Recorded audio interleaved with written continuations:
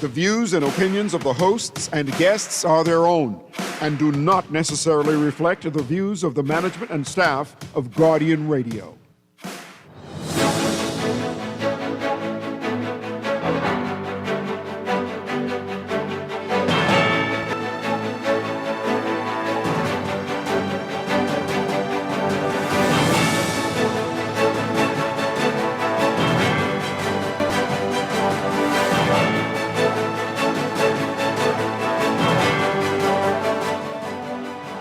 Good morning.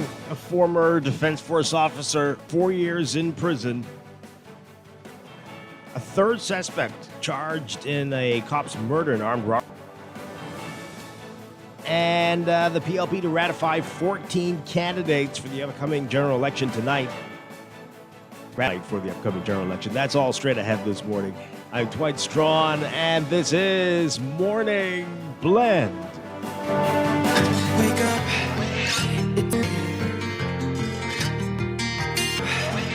It's a new day. It's the start of a new way. Don't you know that it's the start of the end of the old way. Wake up. It's a new day. Wake up. It's a new day.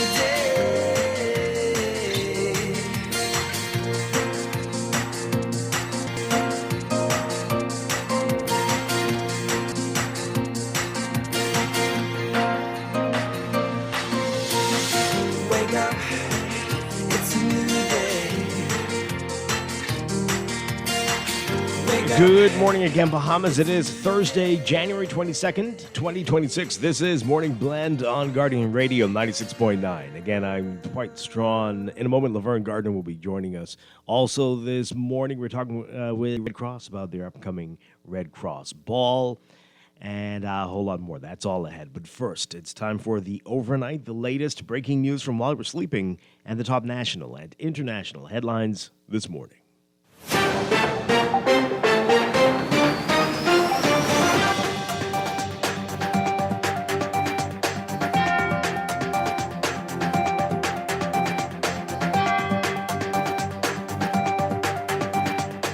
In the overnight, a former Royal Bahamas Defense Force Chief Petty Officer who pled guilty in a New York court to his role in a conspiracy to import cocaine into the United States has been sentenced to 4 years in jail.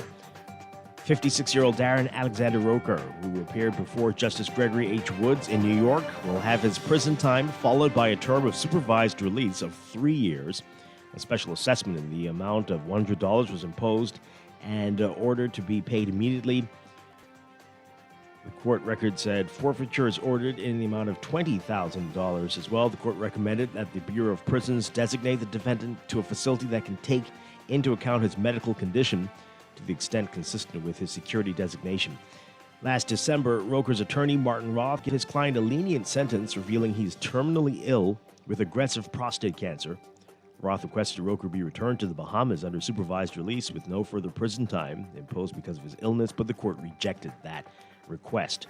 U.S. prosecutors say Roker should serve a prison term of no less. Roker, along with 10 Bahamians, including a senior police officer and 2 Colombians, were indicted in a New York court in late 2024 and charged with conspiracy to import cocaine into the United States, possession and use of firearms, and firearms conspiracy included explosive allegations that rocked the Bahamas. Police have charged a third person in connection with the murder of Reserve Inspector Lennox Williams last Father's Day. 45-year-old Shavarius Woodside of Toot Shop Corner made his first court Wednesday before acting Assistant Chief Magistrate Shaka Seville. Prosecutors allege that Woodside, Ronald Telford, and Joseph Sinclair were, while being concerned together, held up Williams outside the Royal Mondale on June 15th of 2024 and robbed him of 2 deposit bags containing more than $38,000. Sinclair and Williams were killed during a gun battle, and Telford and Woodside allegedly escaped with the stolen cash. Prosecutors allege that Woodside and Telford ditched their getaway car and were picked up by Antoinette Henfield. Woodside and Telford are on remand for murder and armed robbery charges, while Henfield, who was charged with an accessory murder and armed robbery, is free on bail. The accused are expected to return to court on April 4th.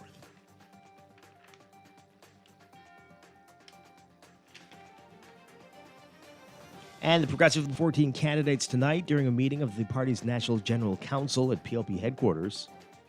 The group is expected to include 10 incumbents, a sitting senator, and 3 newcomers to frontline politics.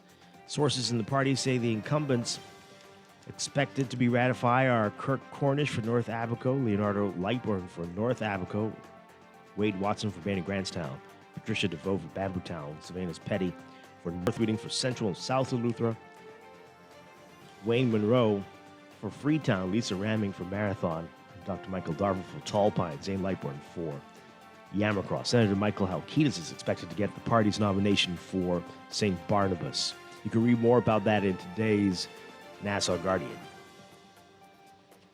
Overseas, U.S. President Donald Trump today inaugurated peace to lead efforts at maintaining a ceasefire in Israel's war with Hamas, insisting that everyone wants to be a part of the body that could eventually rival the United Nations, despite many U.S. allies opting not to participate.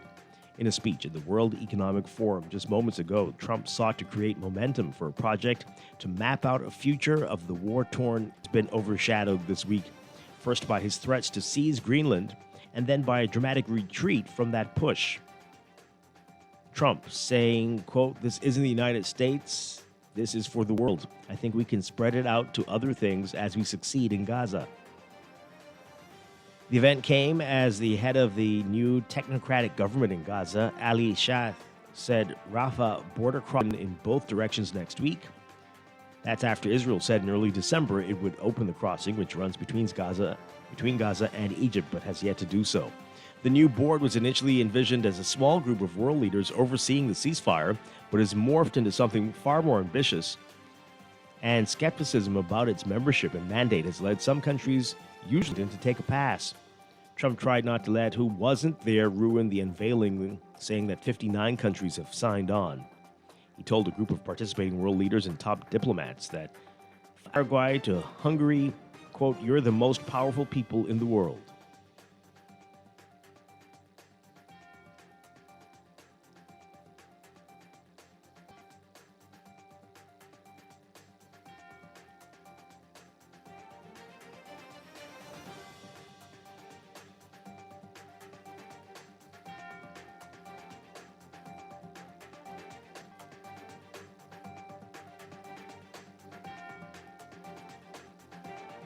Denmark's prime minister insisting that her country can't negotiate on its sovereignty after U.S. President Trump said he agreed to a, quote, framework future deal on Arctic security with the head of NATO.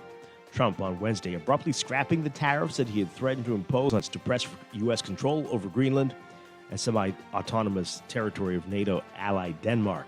It was a dramatic reversal hours after he insisted he wanted to get the island, including right, title, and ownership, his words, though he also said he would not use force. He said additional discussions on Greenland were being held concerning the Golden Dome missile defense program. The multi-layered $175 billion for the first time will put U.S. weapons in space. Trump offered few details, saying they were still being worked out. Meanwhile, Danish Prime Minister Mette Frederiksen said security in the Arctic is a matter for all of NATO, and that it was a good and natural that it be discussed between the U.S. and RUT. She said a statement that has been spoken on an ongoing basis, including before and after he met with Trump in Davos. She wrote that NATO is fully aware of the Kingdom of Denmark's position that anything political can be negotiated on, including security, investment, and economic issues.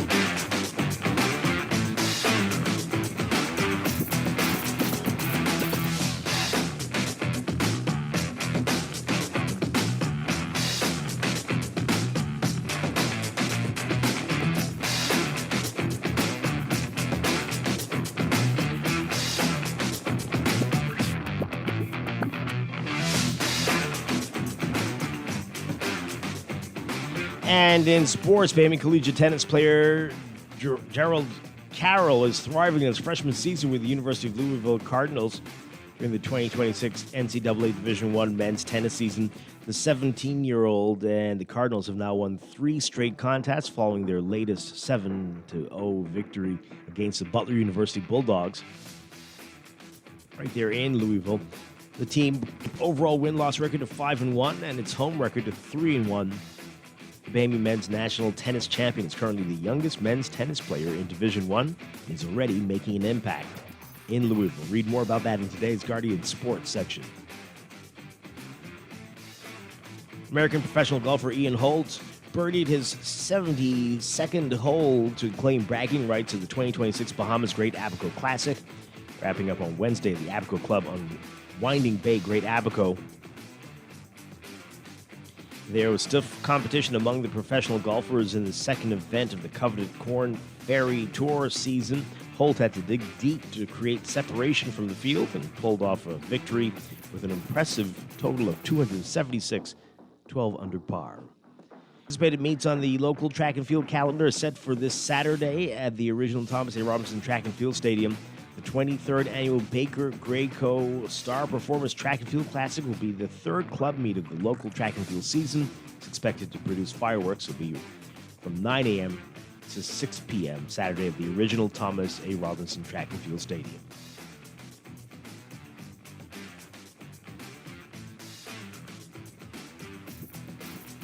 From the NBA, the New York Knicks hadn't won at all in more than a week, but they'd never won like this in 80 years. The Knicks ended their 4-game losing streak Wednesday night with the most lopsided victory in franchise history, destroying the Brooklyn Nets 120-66. Jalen Brunson and the starters were already done for the night after 3 quarters, with the Knicks ahead 88-56. Coasting to the finish, the reserves poured it on, outscoring the Nets 16-0 to open the fourth as the lead ballooned to 104-56. Brunson scored 20 points. The Knicks shot 57.5% from the field and led by as much as 59 points, winning by 54 in the end.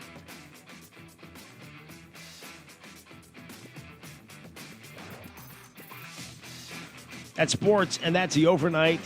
Time for your first look at weather.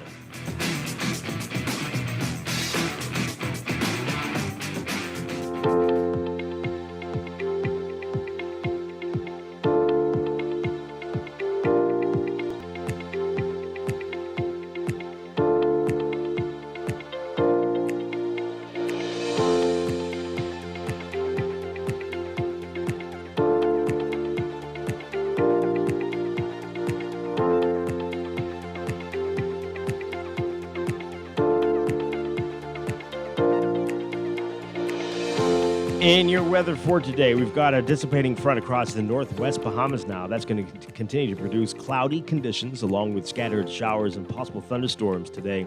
As the front lifts northwards, winds will relax throughout the day.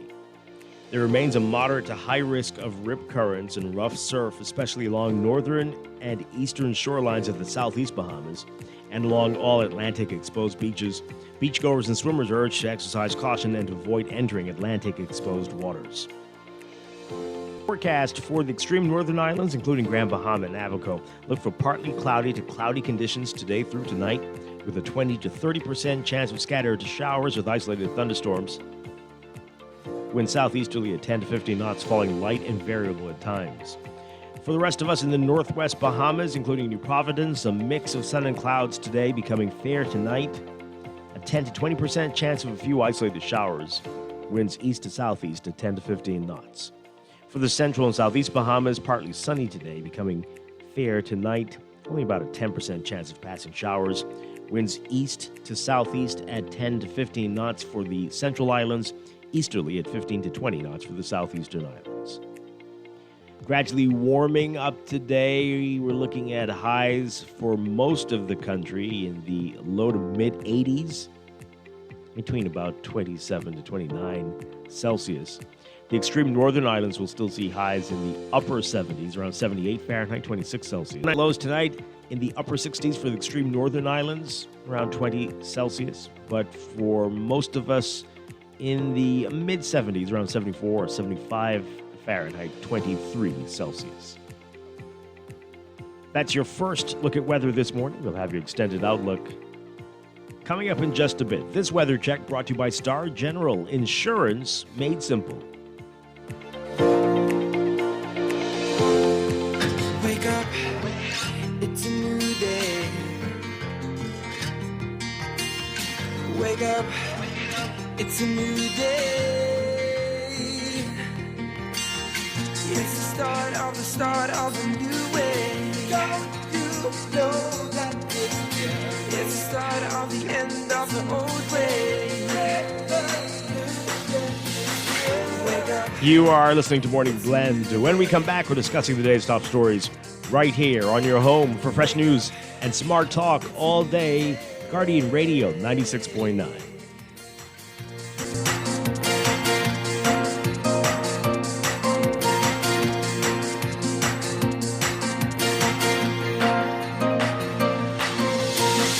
Wake up, it's a new day. Wake up, it's a new day. Wake up, wake up.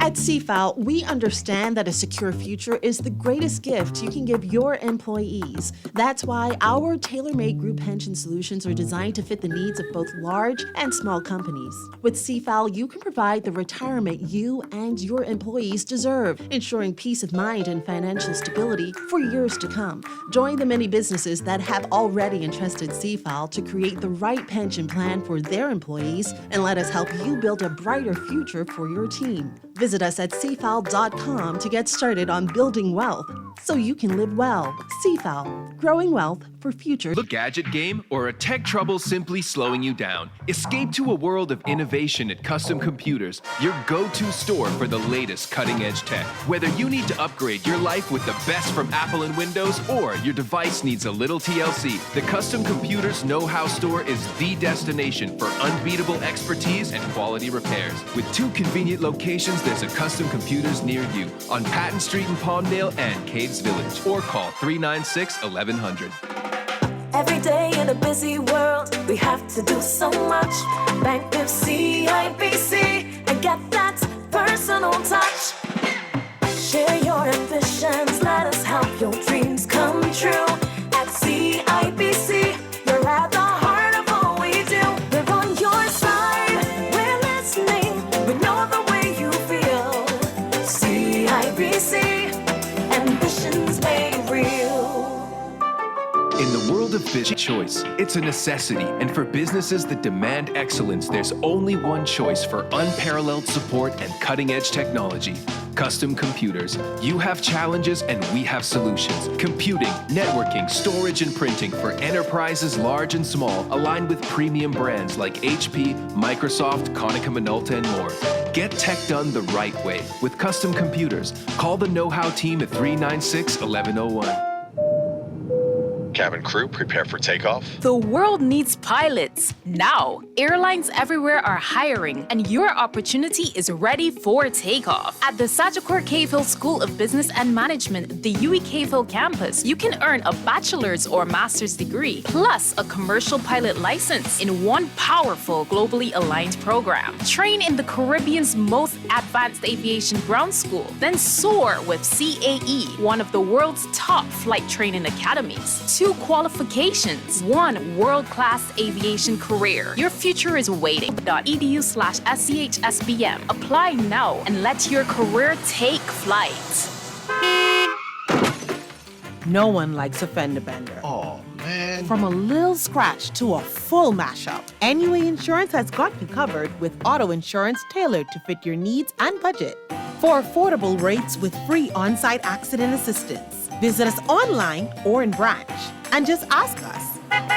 NUA Insurance. Ask us because we've got you covered. Wake up, it's a new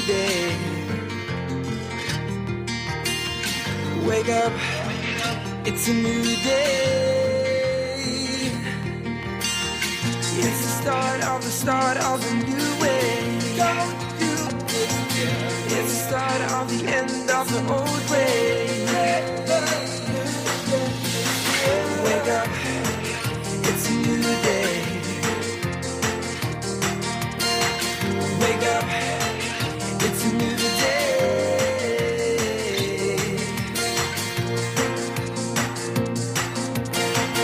Welcome back to Morning Blend on Guardian Radio 96.9. We are streaming live on GuardianTalkRadio.com and on the Guardian Radio app for smart devices. We're also on your televisions on Cable Bahamas, Channel 969, and BTC Flow, Channel 612. You can tweet us at Morning Blend 969 or Facebook.com/Morning. Text us on the Guardian Radio text line, powered by BTC, 422-4796. Standard text rate supply.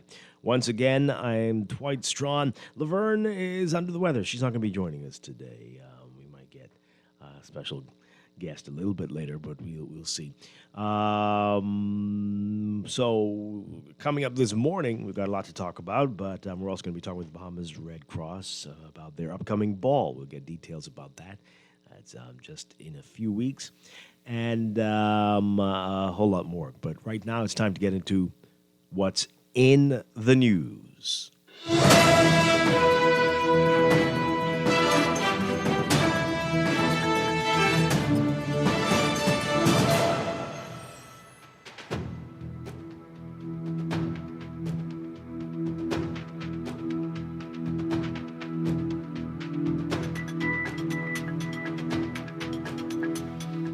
And in the news, we've all been waiting for this. Former Defense Force officer gets 4 years in jail. Writing about this in today's Nassau Guardian. A former Defense Force officer, Chief Petty Officer, who pled guilty in New York court to his role in a conspiracy to import cocaine into the United States, was yesterday sentenced to 4 years in jail.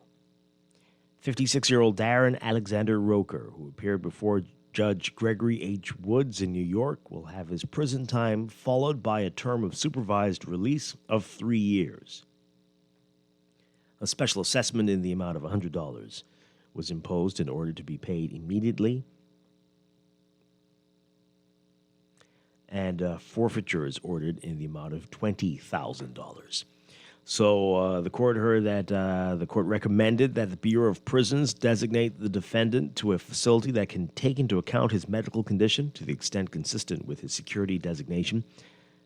Last December, Roker's attorney, Martin Roth, petitioned the court to give his client a lenient sentence, revealing he is terminally ill with aggressive prostate cancer. Roth requested Roker be returned to the Bahamas under supervised release with no further prison time imposed because of his illness, but the court rejected that request. U.S. prosecutors said Roker should serve a prison term of no less than 5 years. Roker, along with 10 Bahamians, including a senior police officer and 2 Colombians, were indicted in New York in a New York court in late 2024 and charged with conspiracy to import cocaine into the United States, possession and use of firearms, and firearms conspiracy. The indictment included explosive allegations that rocked the Bahamas. It alleged that corrupt police officers and government officials from about May 2021 undermined the work and progress of OPBAT, Operation Bahamas, Turks and Caicos, which was launched in 1982 to police drug trafficking operations in the southern Bahamas. And the indictment states, quote, "The increase in cocaine flow through the Bahamas has been a direct result of drug-fueled corruption that has infected various Bahamian institutions."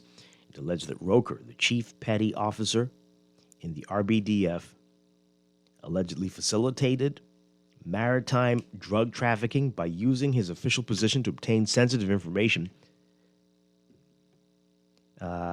about law enforcement operations and the U.S. Coast Guard and OPBAT, and alerted drug traffickers in exchange for bribe payments.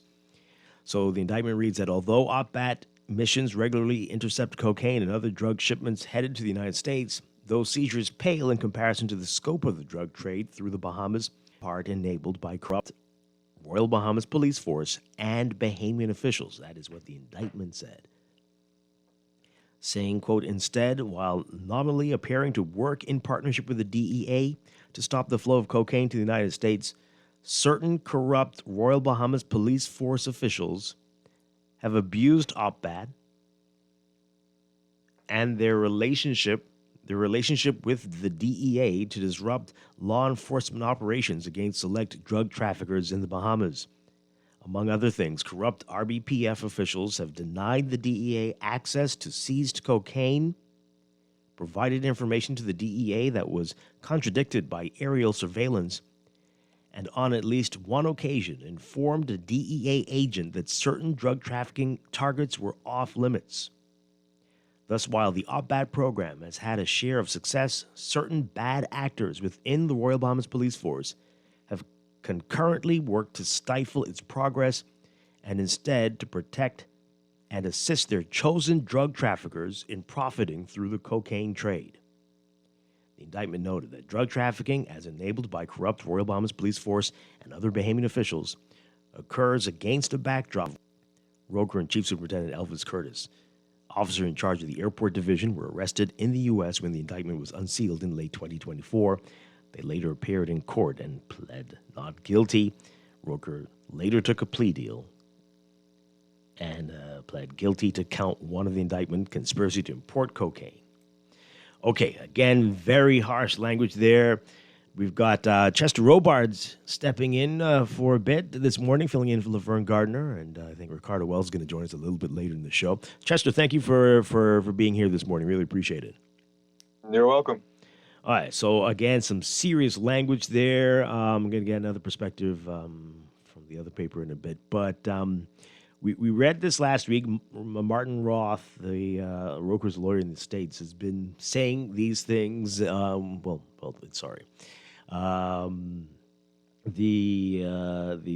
court in the U.S. has been saying these things, and it's been some very harsh language about the police force and about corrupt officials. It's very surprising to me that after last week, and especially after what we heard yesterday, we're not hearing anything from anybody here. What do you think that's about it? Am I wrong to have expected there to be a statement from somebody here that this is very disturbing, that we don't know how accurate that is, that we are looking into these allegations, these are very serious claims, and we can't take these lightly? Nothing like that. They're just ignoring, just talking nonsense about other things that are... But is it me, or should we have heard something? We had to beg for a statement when the allegations first arose. So what do they think is going to happen if they don't say anything? And this is everybody. The police force, the defense force, national security, the entire government, the OPM. These are wild claims. Well, probably very serious allegations. Maybe crickets? Maybe they need some new communications consultants. Yeah, they hired hundreds of them. The ones that are telling them to not say anything are doing them a disservice. This is very, very odd. Just want to read a little bit more from, this is from the Tribune article, the big headline, Bahamas infected with corruption. That's in big, bold letters. Bahamas infected with corruption. So as a former chief petty officer with the Royal Bahamas Defense Force was yesterday jailed for 4 years for facilitating cocaine smuggling to the U.S., his lawyer launched an astonishing attack on the Bahamian government, or his lawyer as well, claiming the entire system is infected with drug money and corruption. You heard that? Yeah? Darren Roker's lawyer, Martin Roth, before U.S. District Judge Gregory Woods, told the 56-year-old defendant who had begged for mercy because of his terminal cancer that his conduct warranted a prison sentence because he had used a position of trust to enrich himself. So Roth said, quote, the entire system in the Bahamas, the police, defense officials, government personnel is corrupted. This is his lawyer saying this, not the prosecutors. His lawyer. Prosecutors also revealed that although Roker's involvement in the case for which he was sentenced, involving 1,000 kilograms of cocaine, was in the latter stages, they believe that he had, in effect, been involved in drug trafficking previously for many years prior to that. Ultimately, the judge spared Roker, whose tearful wife, Nicole, was in the public gallery, from a jail term of up to 20 years because of his terminal prostate cancer, which was said to be a powerful mitigating factor that otherwise would have seen him imprisoned for far longer. Roker's lawyer, Roth, admitted, quote, he was weak. This is Roker. He wasn't himself. In that moment of weakness, he joined the conspiracy and took the $20,000.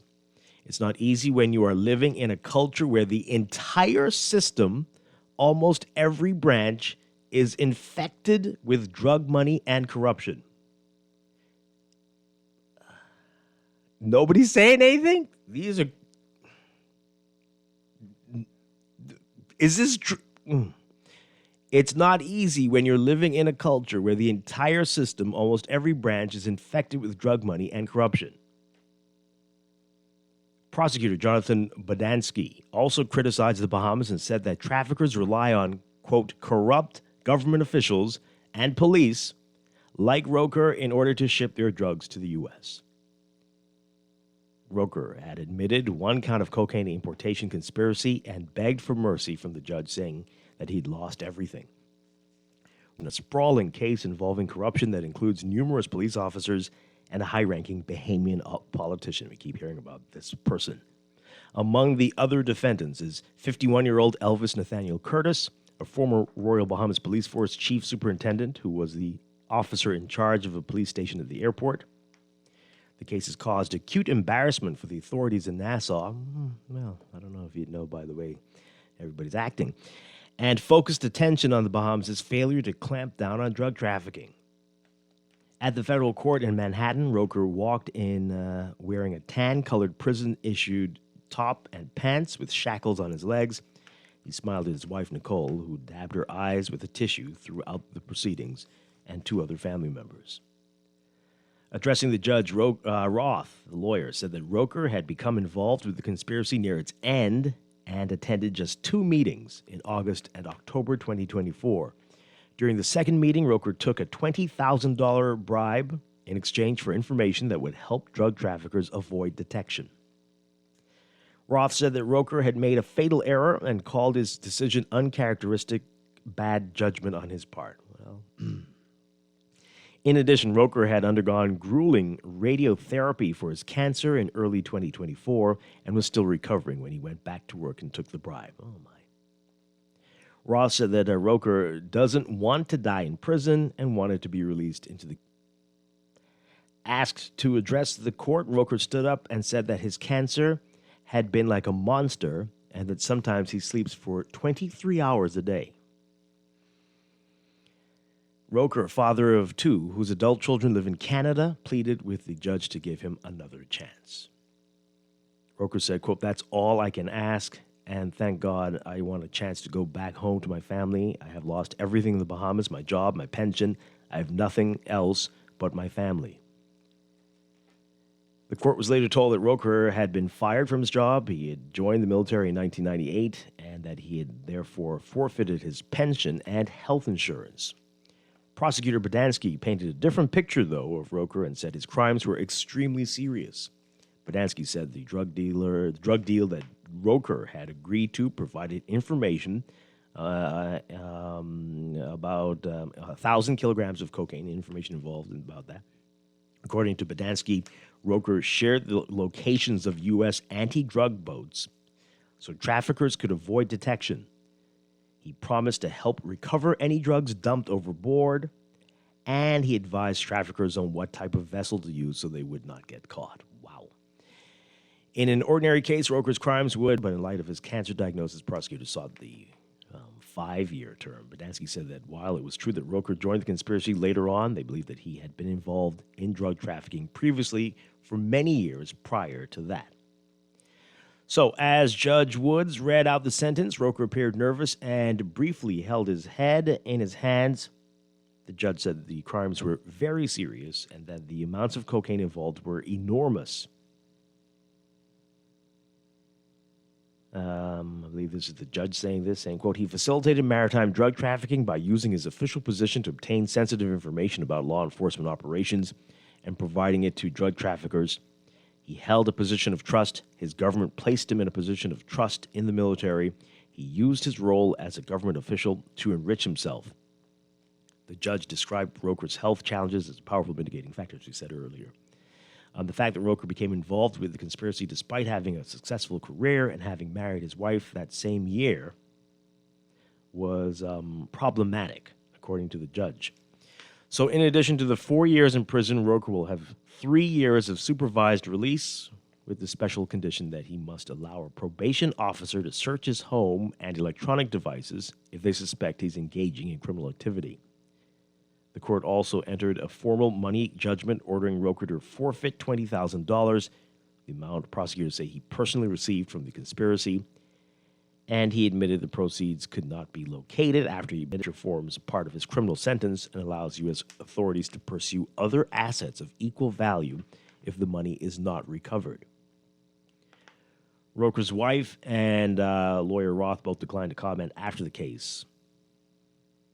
Also in court was Leroy Major, the consul general of the Bahamas in New York. He said he was there to support Roker and his family. This is the same thing we complained about. Well, I did. Was it last year?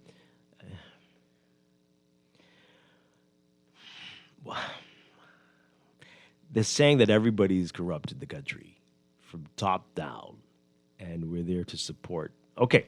5 other defendants are currently in custody in the U.S., including Curtis and Prince Albert Simonet, who's 52 years old, a former police force sergeant. Both Curtis and Simonet are accused of taking a $10,000 cash bribe in 2023 as a down payment for helping to get a future 600-kilogram cocaine shipment through Nassau Airport to the U.S. The other defendants who are in custody are next due in court on February 25th, at which point Judge Woods has said he expects to set a trial date. Wow. Chester, the phone lines are all lit up. Anything you want to say before we get to the calls?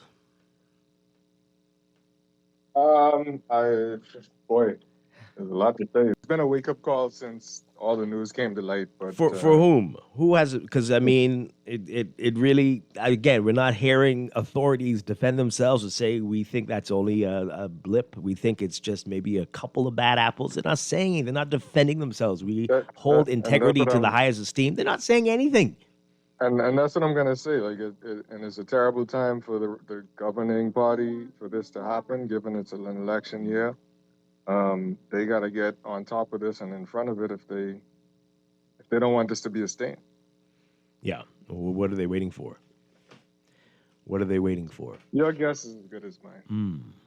Boy. All right. So you all know the numbers because the phone lines are all lit up. Let's see. Let's go to them and we'll get your text messages in just a bit. Caller, good morning. You're on the air. Hi. Good morning, folks. How are y'all doing? Doing well. Good morning. Okay. Good. So,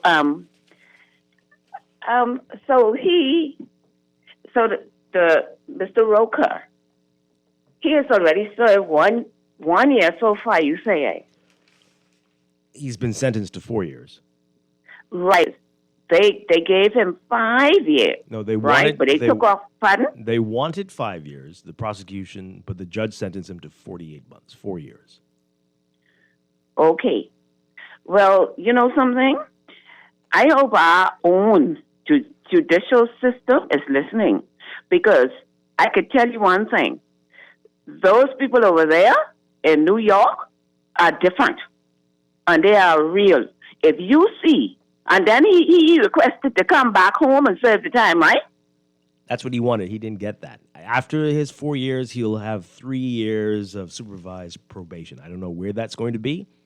None of the articles have stated specifically where it's going to be, but he'll have 3 years of supervised probation. I doubt it'll be in the Bahamas, since they will be challenged to do that if it's in the Bahamas, but probably in the U.S. I'm not sure. Well, okay, here's my point. Mm-hmm. If you see if they release him here, send him back here within 24 hours on account of that claim about your health and your this and that, whatever, within 24 hours, he will be on bail. And for the whole duration of whatever's happening here. And it is correct. Okay. And I agree with that. Keep him over there for the whole time. Allow him to serve there. And I want our judicial system to listen and know. Listen, you're dealing with America, and Trump don't play. All right? Do not. Stop it. Change the ways. Within 24 hours of him being sent back to the Bahamas, that man will have an ankle bracelet on it. For whatever reason, we'll fall for all of that. Okay, well, within 24 hours, a long time. He'll get bail. We have a long time. That's all I'm going to have to say today, and I'm angry. Thanks a lot. It's a long time before that happens. 4 years in the States and 3 years supervised probation, so you don't have to worry about that. Plus, he's facing another battle that's even bigger than jail time. So, but I get the point you're making that we are very lax and lenient and bordering on ridiculous with what we're doing here. So I do appreciate your call. Caller, good morning. You're on the air. Good morning. Pleasant day to you, sir. Hi, good morning. I am actually disturbed about the way they have painted the Bahamas as corrupt, but I guess they're speaking to some officials. And I thought that gentleman should have, I call him a gentleman, but it's not so, it's an oxymoron. He should get 20 years. And that's my take on the situation. All right, thanks a lot. Well, country, that's the sentence that he should be getting. Well, as the judge says, the prostate cancer, the terminal prostate cancer, is the mitigating factor. You would have gotten a whole lot more had it not been Even with the illness. Oh, you say even? Years. Oh, wow. Okay. Yes, definitely so. Well, my goodness. All right, thank you very much. Hey, that's well, boy. Caller, good morning. You're live on the air. Morning, Dwight. How you doing? Doing well. Good morning. Well, Dwight, I think we need to try and save that lady who called before just now as Mama. The Mama who can call and represent the shape. We need to save her, Dwight. Mama's sentiments are along the line of, I think, a lot of people this morning. But the point that I wanted to speak to, Dwight, as it relates to this matter, you said it just now. We have heard little to nothing from any of our sitting officials as it relates to these matters. And I say these matters because it's not just this case. There's another case where, if you would remember, where the deputy from Port St. Lucie would have spoken to in a smuggling operation that included 2 children. From Amnesty International come down is observing the Bahamas government and its silence on these matters. And it's causing many of us, and one like me, to allude to the fact that they must be compromised also why they're so silent. Silence gives consent, we say in our country. But the reality of it is these issues are impugning our reputation worldwide. When this incident happened, like in travel, I saw Immigration and Border Control officers look at me different when I present my Bahamian passport that once had that pride where, I could go anywhere. But now with all of this going on, people looking at you strange when you're going through immigration. So at one point I had to tell an officer, I said, "Excuse me, sir, I'm not a smuggler, trafficker, or none of the above. Well, I travel with my age, I can't go spend my money and I won't come back home." So for me, 5 years is a drop in the bucket in comparison to the damage that's done to our reputation as a country. And so for me, he should have considered his family, like he said. He should have considered his ailments and all of those things prior to getting involved to the depth that he did in this incident here.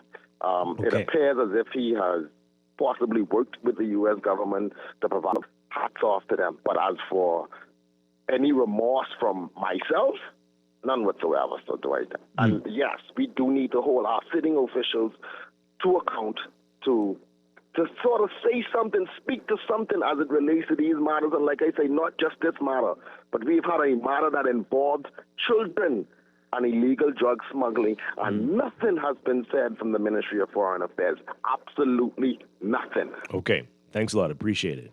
We need to hear from the Defense Force. Could it happen again? Can somebody get in there and circumvent everything that they're trying to do without that? Have they fixed it so that could never happen again? You need 2 or 3 or 4 people to agree to something. I don't know. Say something. What's changed since this has come to light? Crickets. 323-6232. 325-4316. 325-4259. Call us toll free, 242-300-5720. Caller, good morning. You're live. Good morning, how you doing, sir? Doing well. Yeah, the governors and the officials. You forget there's an official that is our name, right? Well, we'll see when this we'll see if the name comes up. I just being sad. Hope it goes away. Oh, please. Because that question, they may know they don't know the person is, but I guess it have to be somebody who I consider may be a liability for them if it's known. So yeah. But I mean, it doesn't look good for us. I mean, it doesn't look good for us. The government has to show that they are not condoning any unlawful activities in the country. Because, like you say, they don't paint it as a whole drug corrupt nation. I mean, we have our corruption, but just for them to say it, it don't make us feel good. Don't make me feel good at least. Shit, no one should feel good about the stigma. We know some things, but when someone said it's different, you know what I mean? It's I wild. feel like you say, somebody should say something and let the nation know that the government should say something to say that we are not a part of this. We don't condone it, and the law must take its course when anybody breaks it. You know, so let's try and make us feel like the country is trying to be saved from this scourge. Yeah, absolutely. Thank you so much. Appreciate it. Appreciate the call.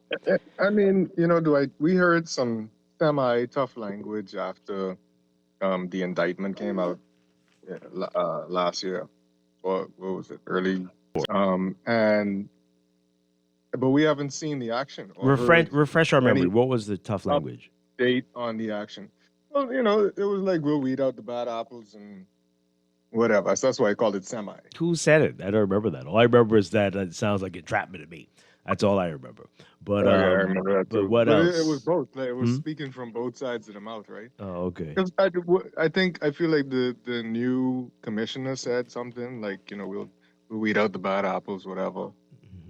Shake the tree. Someone said shake the tree, right? That might have been a farm reference. I don't know. I mean, at this point, it seems like they play that game, bobbing apples in the yeah.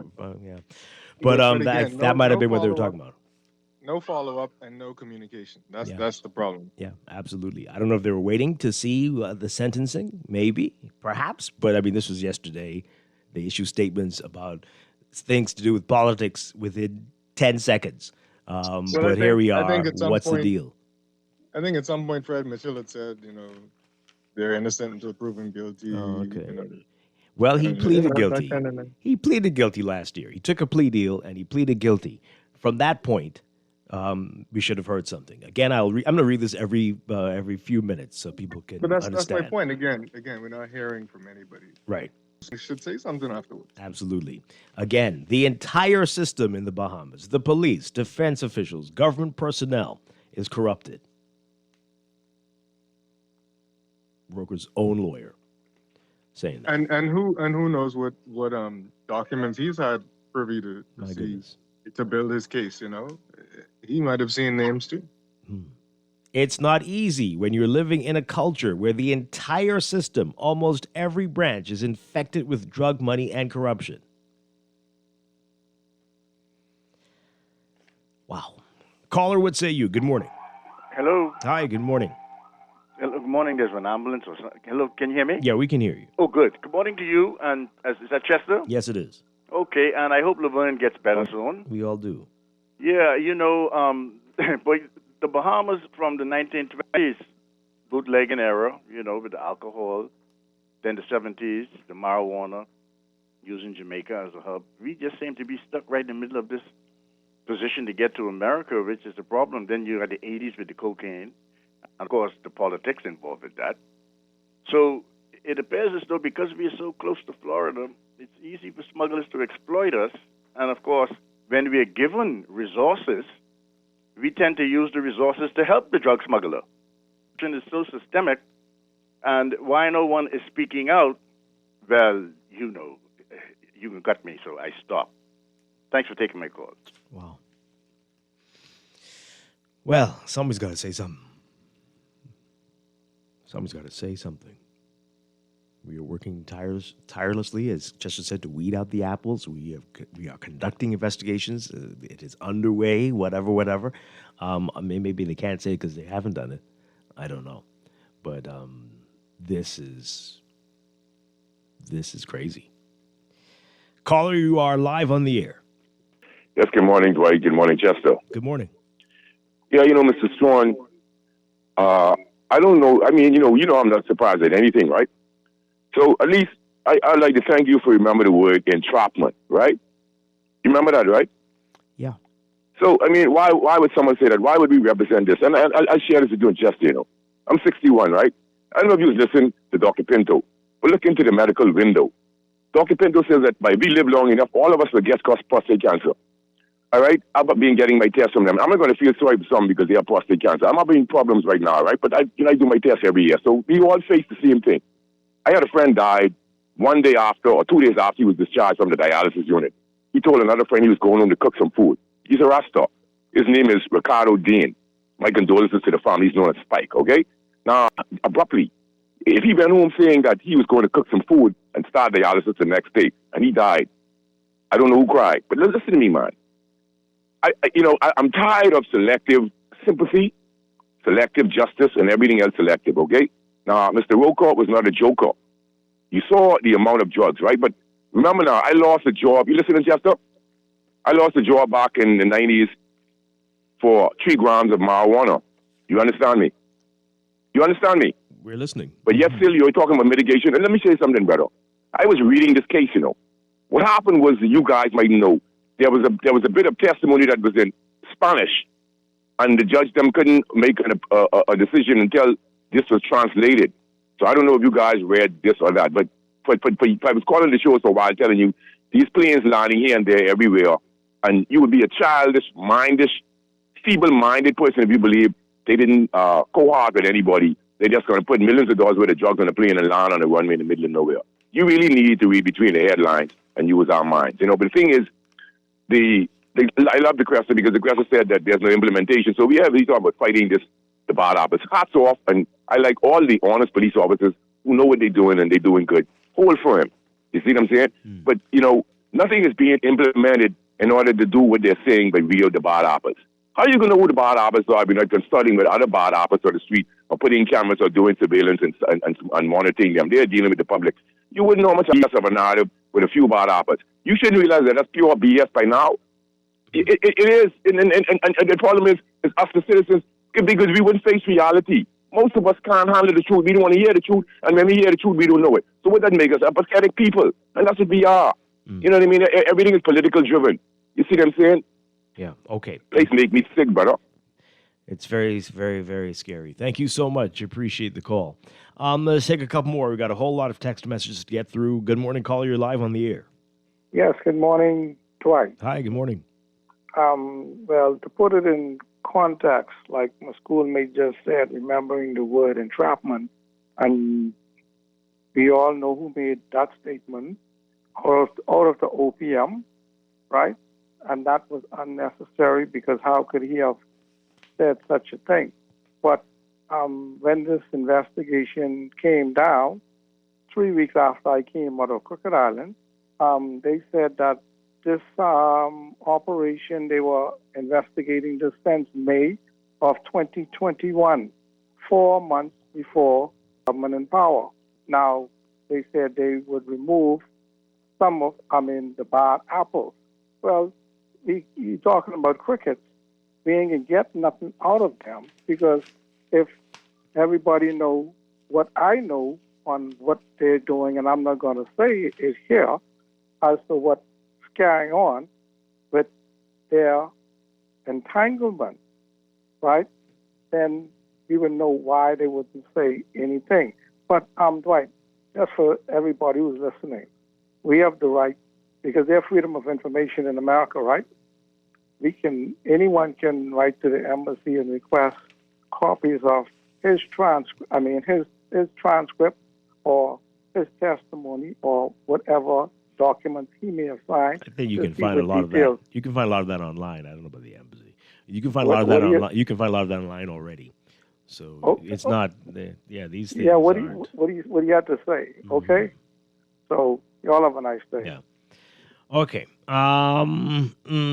Let's take this call. Good morning, call. You're on the air. Morning, sir. Good morning. My personal opinion, we need to bring in foreign officers and give them the full power to go through all of these corrupt agencies and let them do what they want to do. Let them go through fine comb and weed these people out, because if you have the same behemoths them going and doing finding out who's corrupt or whatever, they ain't gonna go nowhere. So you need foreign people to come in there who is not affiliated with none of them and lock them up, get rid of them, because it's just getting badder and badder. And all we doing is just putting a blindfold over everybody. So what we need to do is bring in foreign officers.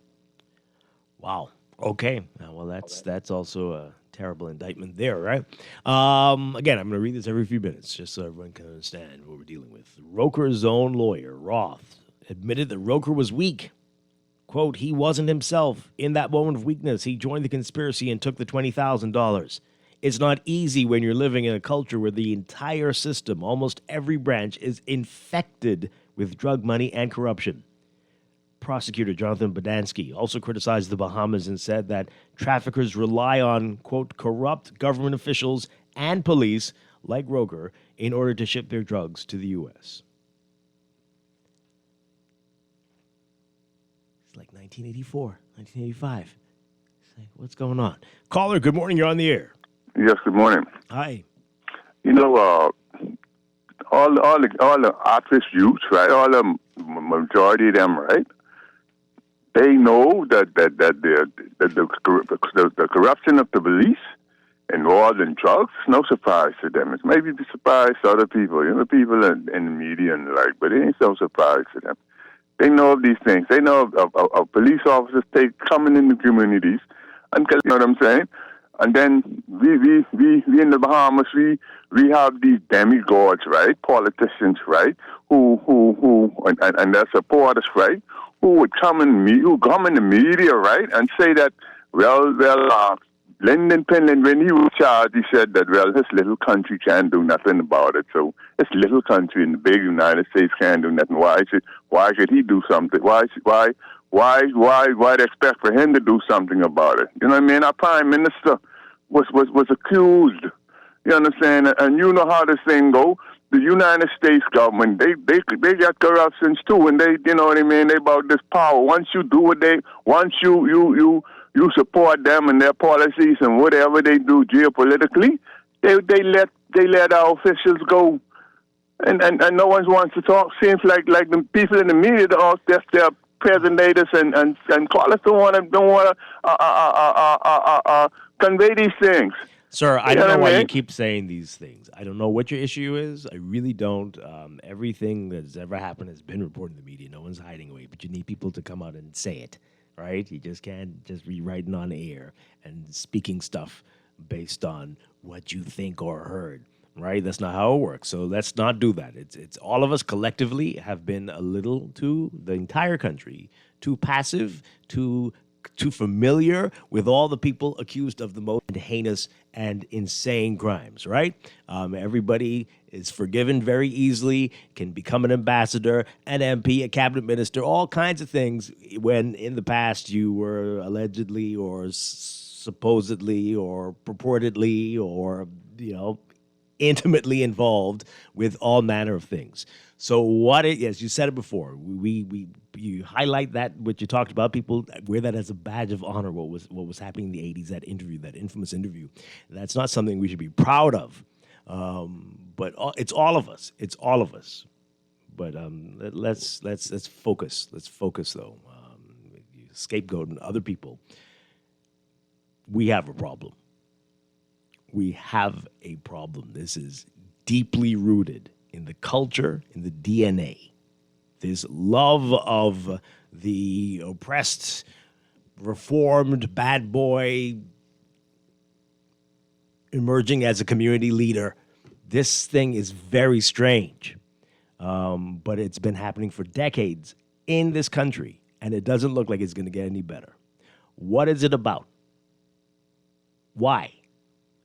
Explain it. Are we just pirates like in the 1700s. That's just who we are, and that's how it's looking. What are we going to do about it? Caller, good morning. You're on the air. Hey, good morning, Mr. Strachan. Hi, good morning. What is the hot topic this morning? Yeah. Mr. Strachan, I have a question for you. I didn't catch the beginning of the show, right? But the person who, the voice that you're playing, right, was that the judge or the defense lawyer for Mr. Rocco? I'm reading quotes from everybody. What the lawyer, the defense lawyer said, the prosecutor said, and what the judge's determination. The one about the corruption. That's the that judge? was mainly his own lawyer. Roker's own lawyer said that, Okay. and the prosecutor also saying some of the similar things. Okay. But I'll tell you this, Mr. Strachan, right? The United States Embassy is in the Bahamas, right? Yes. And those people are here. Every year they have a state report. I think it talks about the economy and crime and all of that stuff, right? It's not a surprise. The people are here, right? If you look at the fact that for the last 3-4 years, all of the investigations are supposed to have taken place. We're supposed to bring in Scotland Yard and the FBI and all these other people, right? No investigation in international investigation, as far as I'm concerned. The government hasn't done anything concrete to say, look, man, we've done this, right? You committed a crime, and we've done this to stop it, right? Mm-hmm. I spoke about this last week. You know, if the airport is compromised, the Prime Minister should have said, look, man, we're going to do an investigation to find out where this compromise is or where the problem is, right? Where the issue is, right? I mean, it's only because the government is in power. I'm not trying to blame any specific person, right? But if you just look at what's going on, right, nothing is being done to counteract the image that we have internationally, especially in the U.S. I don't know what's being done. Nothing's being done. You know, and we do have a culture of corruption, lawlessness. But I mean, there are good people in the Bahamas, of course, right? But there's a culture. You look at immigration. People are talking about all kind of foolishness going down. Nobody's getting prosecuted. At the passport office, people are giving passports. The passports are valid, but they have false information on the passports, right? Occasionally, people are charged, people are dismissed, but folks are claiming, and this is what we want officials to address. Folks are claiming that things are deep and rampant, and that they are sanctioned from the top down, right? And that's part of the problem. You occasionally will see somebody getting charged. That does happen. Right, but I'm saying is, apparently the roots are right there and firmly for the entrenched. criminal on the island, especially in Providence, right? Tribune, nothing is being done to make sure our laws are enforced. I mean, some things are being done. What I'm saying is, Mr. Strachan, we need more. Yeah, absolutely. I don't know if Mr. Monroe has to get a task force on crime or I mean whatever it is, right? But more needs to be done. Yeah, and I agree with the statement that we have a culture. You said we have a culture of corruption. I mean, that's any being can see that. Mm-hmm. But we need more to be done. Someone needs to take the lead, and the more needs to be done to get culture out of our country. Yeah. It does exist. Thank you so much. Appreciate it. Let's squeeze these calls in quickly before we have to go to the news. Caller, good morning. Are you there? Hi, good morning. Call us back. Good morning. Hi. Turn on your radio for us, please. Are you there? 323-6232. 325-4316. 325-4259. Hi, caller. Good morning.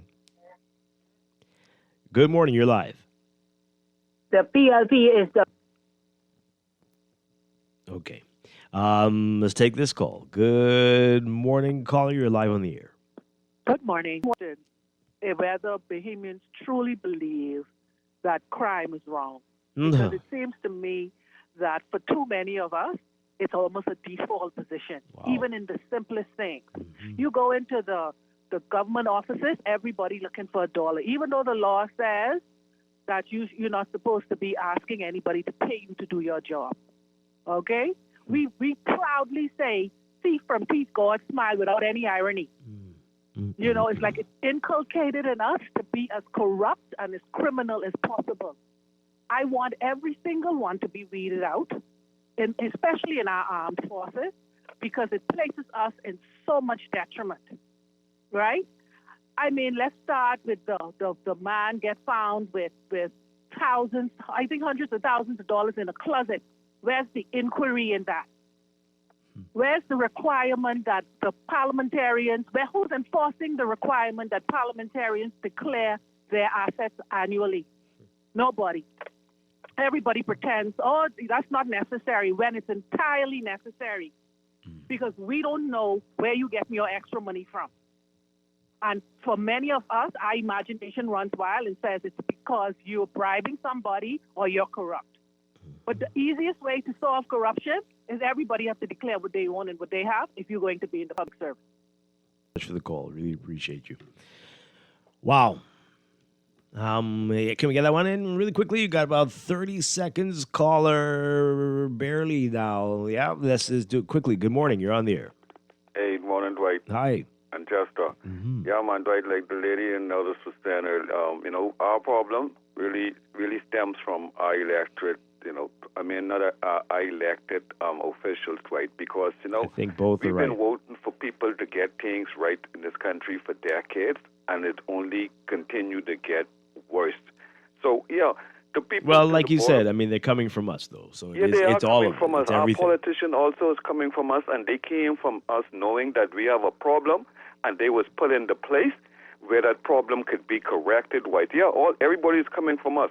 But at the end of the day, we need people who are coming from us, who feeling what we are feeling, and who is prepared to do what is necessary. And we are not electing those set of people who are coming from us, who are prepared to do the right thing. Well, I don't think they want to run. Unfortunately, we got to go to the news. This is Morning Blend on Guardian Radio 96.9. Stay with us.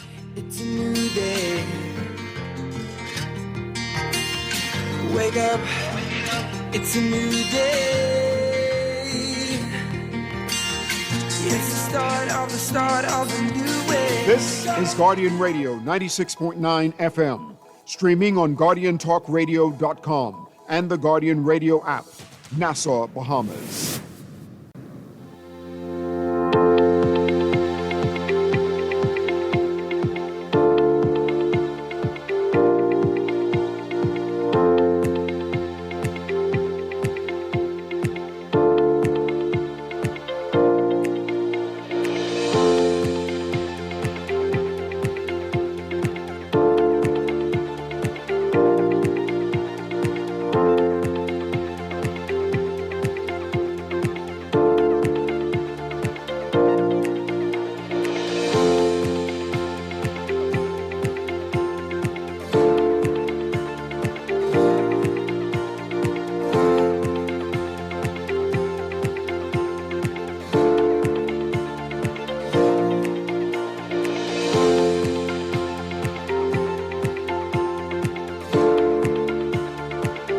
Welcome back to Morning Blend on Guardian Radio 96.9. We are streaming live on GuardianTalkRadio.com and on the Guardian Radio app for your smart devices. We're also on your televisions on Cable Bahamas Channel 969 and BTC Float Channel 612. You can tweet us at MorningBlend969 or Facebook.com/MorningBlend969. Text us 422-4796. Standard text rates apply. And now at 8:21, it's time for another check of your weather for today, brought to you by Sherwin-Williams. So we've got a dissipating front across the northwest Bahamas now. That's going to continue to produce cloudy conditions along with scattered showers and possible. As the front lifts northwards, winds will relax throughout the day today. So winds across the country will continue to diminish into the weekend. And the remnants of the front expected to eventually merge with another weaker cold front north of the northern Bahamas towards the end of the week. This will allow high pressure to settle across the Bahamas by the weekend before another stronger cold front emerges from the southeastern United States by Sunday night. For now, though, we are dealing with a moderate to high risk of rip currents and rough surf, especially along northern and eastern shorelines of the southeast Bahamas and along all Atlantic exposures. So beachgoers and swimmers are urged to exercise caution and to avoid entering Atlantic exposed waters. Your forecast for today for the extreme northern Bahamas, including Grand Bahama, partly cloudy to cloudy today through tonight with a 20 to 30% chance of showers and isolated thunderstorms. For the rest of the northwest Bahamas, including New Providence, a mix of sun and clouds today, becoming fair tonight, a 10 to 20% chance. Becoming fair tonight for the rest of the country. The central and southeast Bahamas, only about a 10% chance of passing showers. High temperatures still in the upper 70s for the extreme northern islands, and overnight lows in the mid-60s, around 19-20 Celsius. But the rest of the country will be seeing highs in the low 80s today, low to mid-80s, and around 27 to 29 Celsius. Overnight lows in the low to mid-70s, around 20 Celsius. In your extended outlook for tomorrow, Friday, partly sunny for most areas, turning fair at night, only about a 10% chance for showers. A mix of sun and clouds, turning mostly fair at night for Saturday. And again, a mix of sun and clouds for the northern half of the country by Sunday, partly sunny for the central and southeast Bahamas. Partly sunny at first by Monday, turning fair at night for most areas by Monday.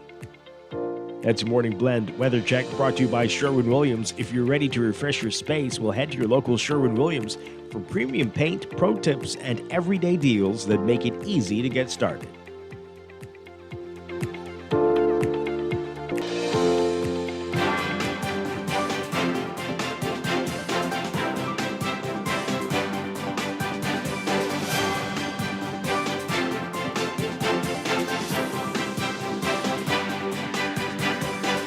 It's time for a check of traffic brought to you by RBC. With RBC, your ideas happen here.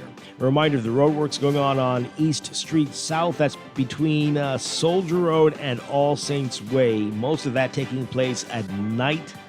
That's expected to go on until at least January 30th. And again, this work is mainly between 8 p.m. and 1 a.m. nightly. So avoid the area if you can, or follow the posted signs if you must. In your real-time traffic, we've got a hot mess out there for a lot of the island. They're going to be dealing with quite a bit of slow-moving traffic this morning. You've got Eastern Road looking busy for you from well east of Fox Hill straight up to Johnson Road if you're heading westbound. Bernard Road also going to be busy for you. Prince Charles Drive, heavy traffic, multiple spots if you're heading westbound. As you approach Fox Hill Road, you're going to see that heavy traffic, and Fox Hill Road is busy both directions as you approach Prince Charles. And then if you continue westbound, you're going to be seeing that straight through to Robinson, all the way up to Marathon East-West Highway if you are westbound on Prince Charles. Soldier Road also busy for you north of that intersection with Prince Charles on the way to Burnett. And Soldier is going to be busy for you again near Windsor Place, and especially at the intersection with East Street. Heavy traffic, mainly northbound, north and south of the Soldier Road intersection. That's going to lead you all the way up to the roundabout with East-West Highway and Independence Drive. Independence Drive back in both directions, all the way up to Blue Hill Road. And Blue Hill Road is going to be seeing, as usual, heavy traffic from Carmichael straight through to Robinson and on the way to Cordo Avenue. Marla Butler Highway, as usual, heavy traffic from Fire Troll straight through to Tonic Williams Darling Highway. It's going to pick up for you again as you get closer to the six-legged roundabout. And Tonic Williams Darling Highway seeing issues, multiple spots, multiple directions this morning. West Bay Street, as usual, near Saunders Beach, very slow-moving traffic eastbound as you approach New Providence Highway. And once you get east of Arawak Key, again, very slow-moving traffic near Nassau Street, both directions on West Bay right now. Gladstone Road is busy for you as well, especially north of Munnings Road on the way to John F. Kennedy Drive and Bahama Boulevard. Slow-moving traffic on JFK Drive, both directions near Theodore Lane, westbound and eastbound to Prospect Ridge and Harold Road. So good luck to you this morning. You will definitely need it. That is your morning. Also brought to you by NUA Insurance Agents and Brokers. If you need cover you can count on, you can buy motor insurance your way. Stop by your nearest branch or visit nuainsurance.com. Simple, secure, and ready when you are.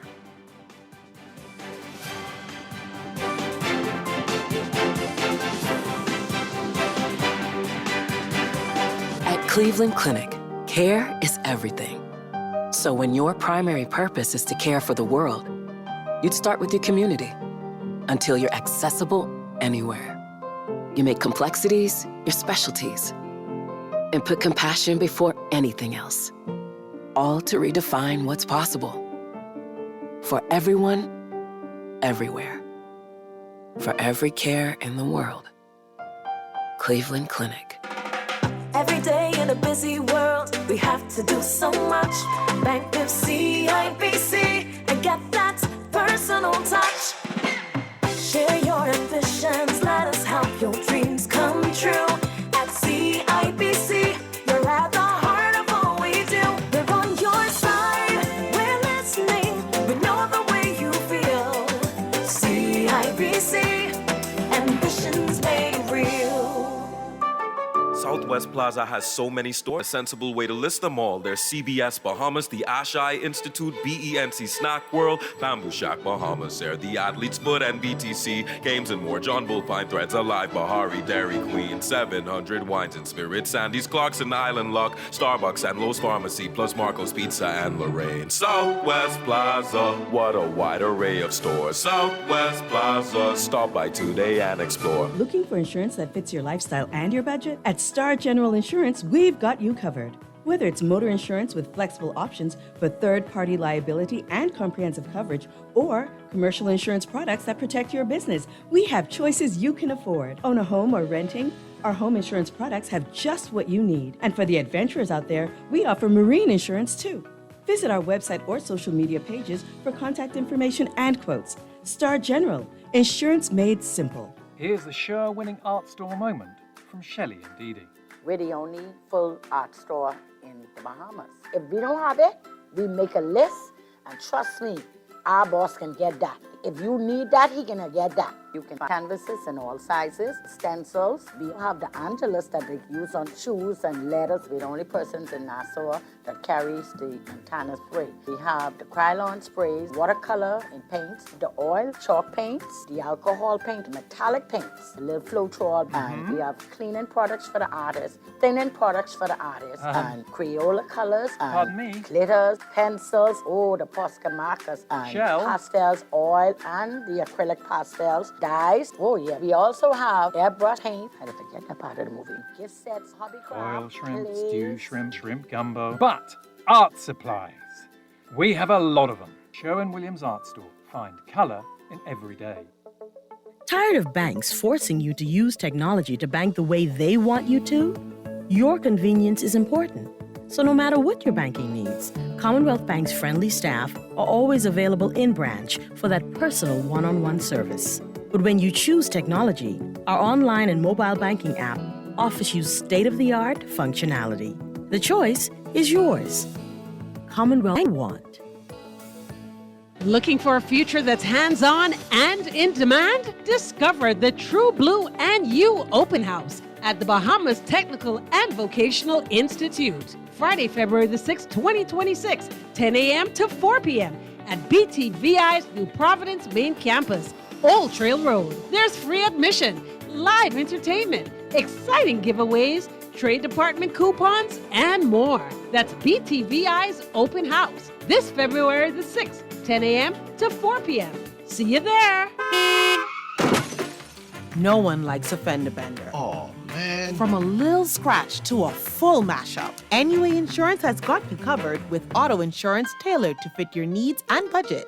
For affordable rates with free on-site accident assistance, visit us online or in branch and just ask us.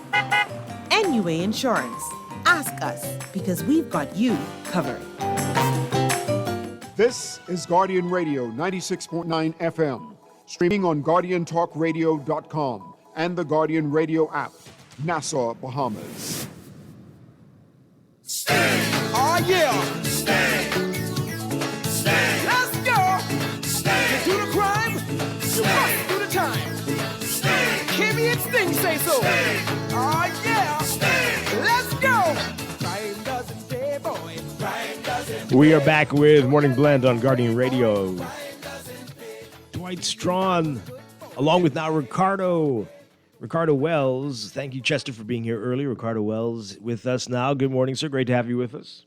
Good morning, Dwight. Happy to be in with you today. Again, Laverne is under the weather. We wish her a speedy recovery. And coming up in a few minutes, we're going to be talking with the Bahamas Red Cross Ball, talking about the Red Cross Ball with the Bahamas Red Cross Society. We're going to get to that in just a few minutes. But we continue to unpack this big story in the papers today.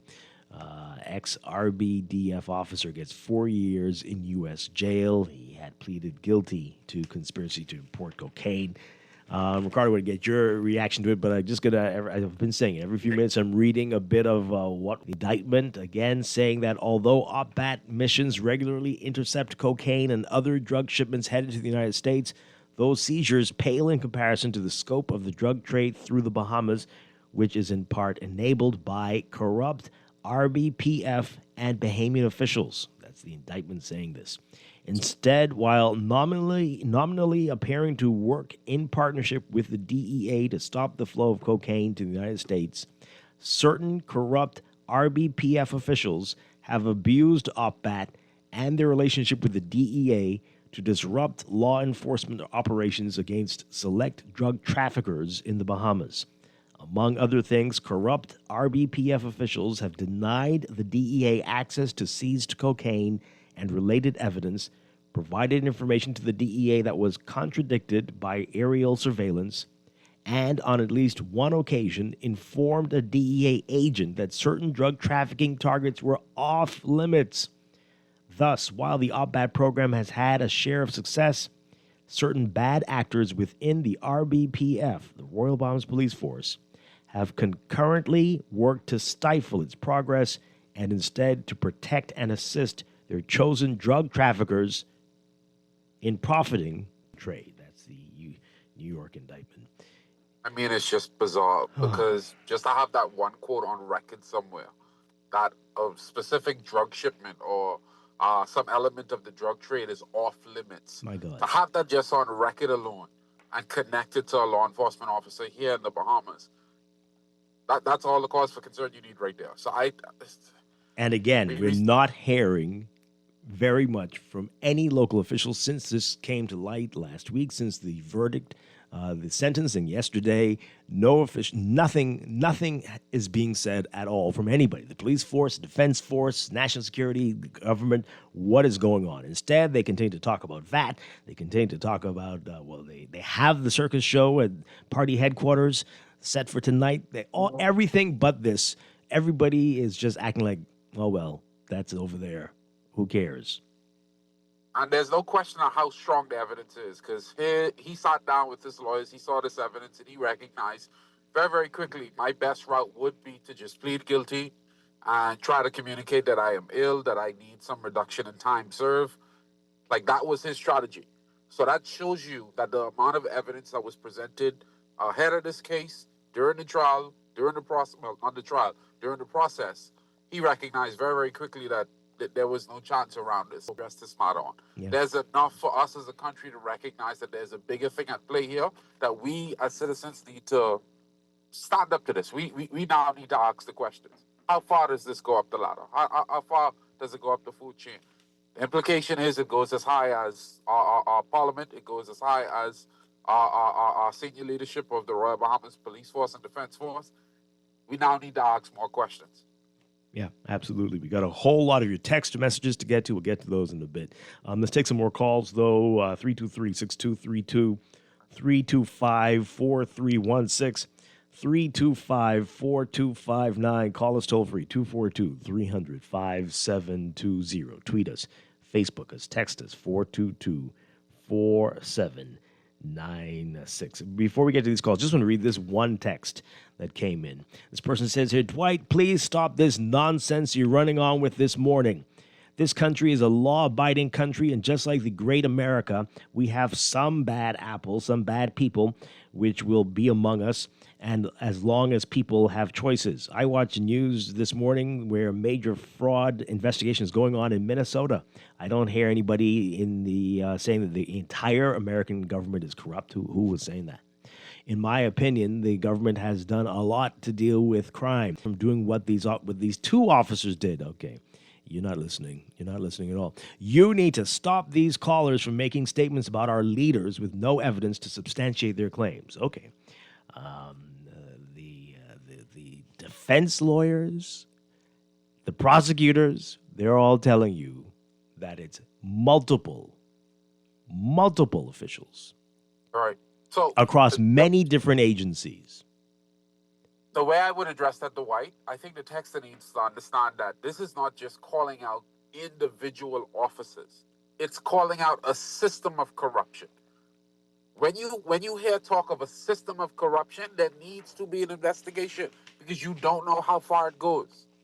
This is not about the individual officers involved. Yes, they're going to be sentenced. They're going to go to jail. They're going to go through that process. But at the same time, we need to address the systems that are broken to allow these sorts of things to take place. And that's what we're not doing here. Yeah, exactly. As I said earlier, I mean, Roker admitted it, that he gave bad information to the DEA so they would not be looking over there to invest right when there was a drug traffic, drug shipment coming in.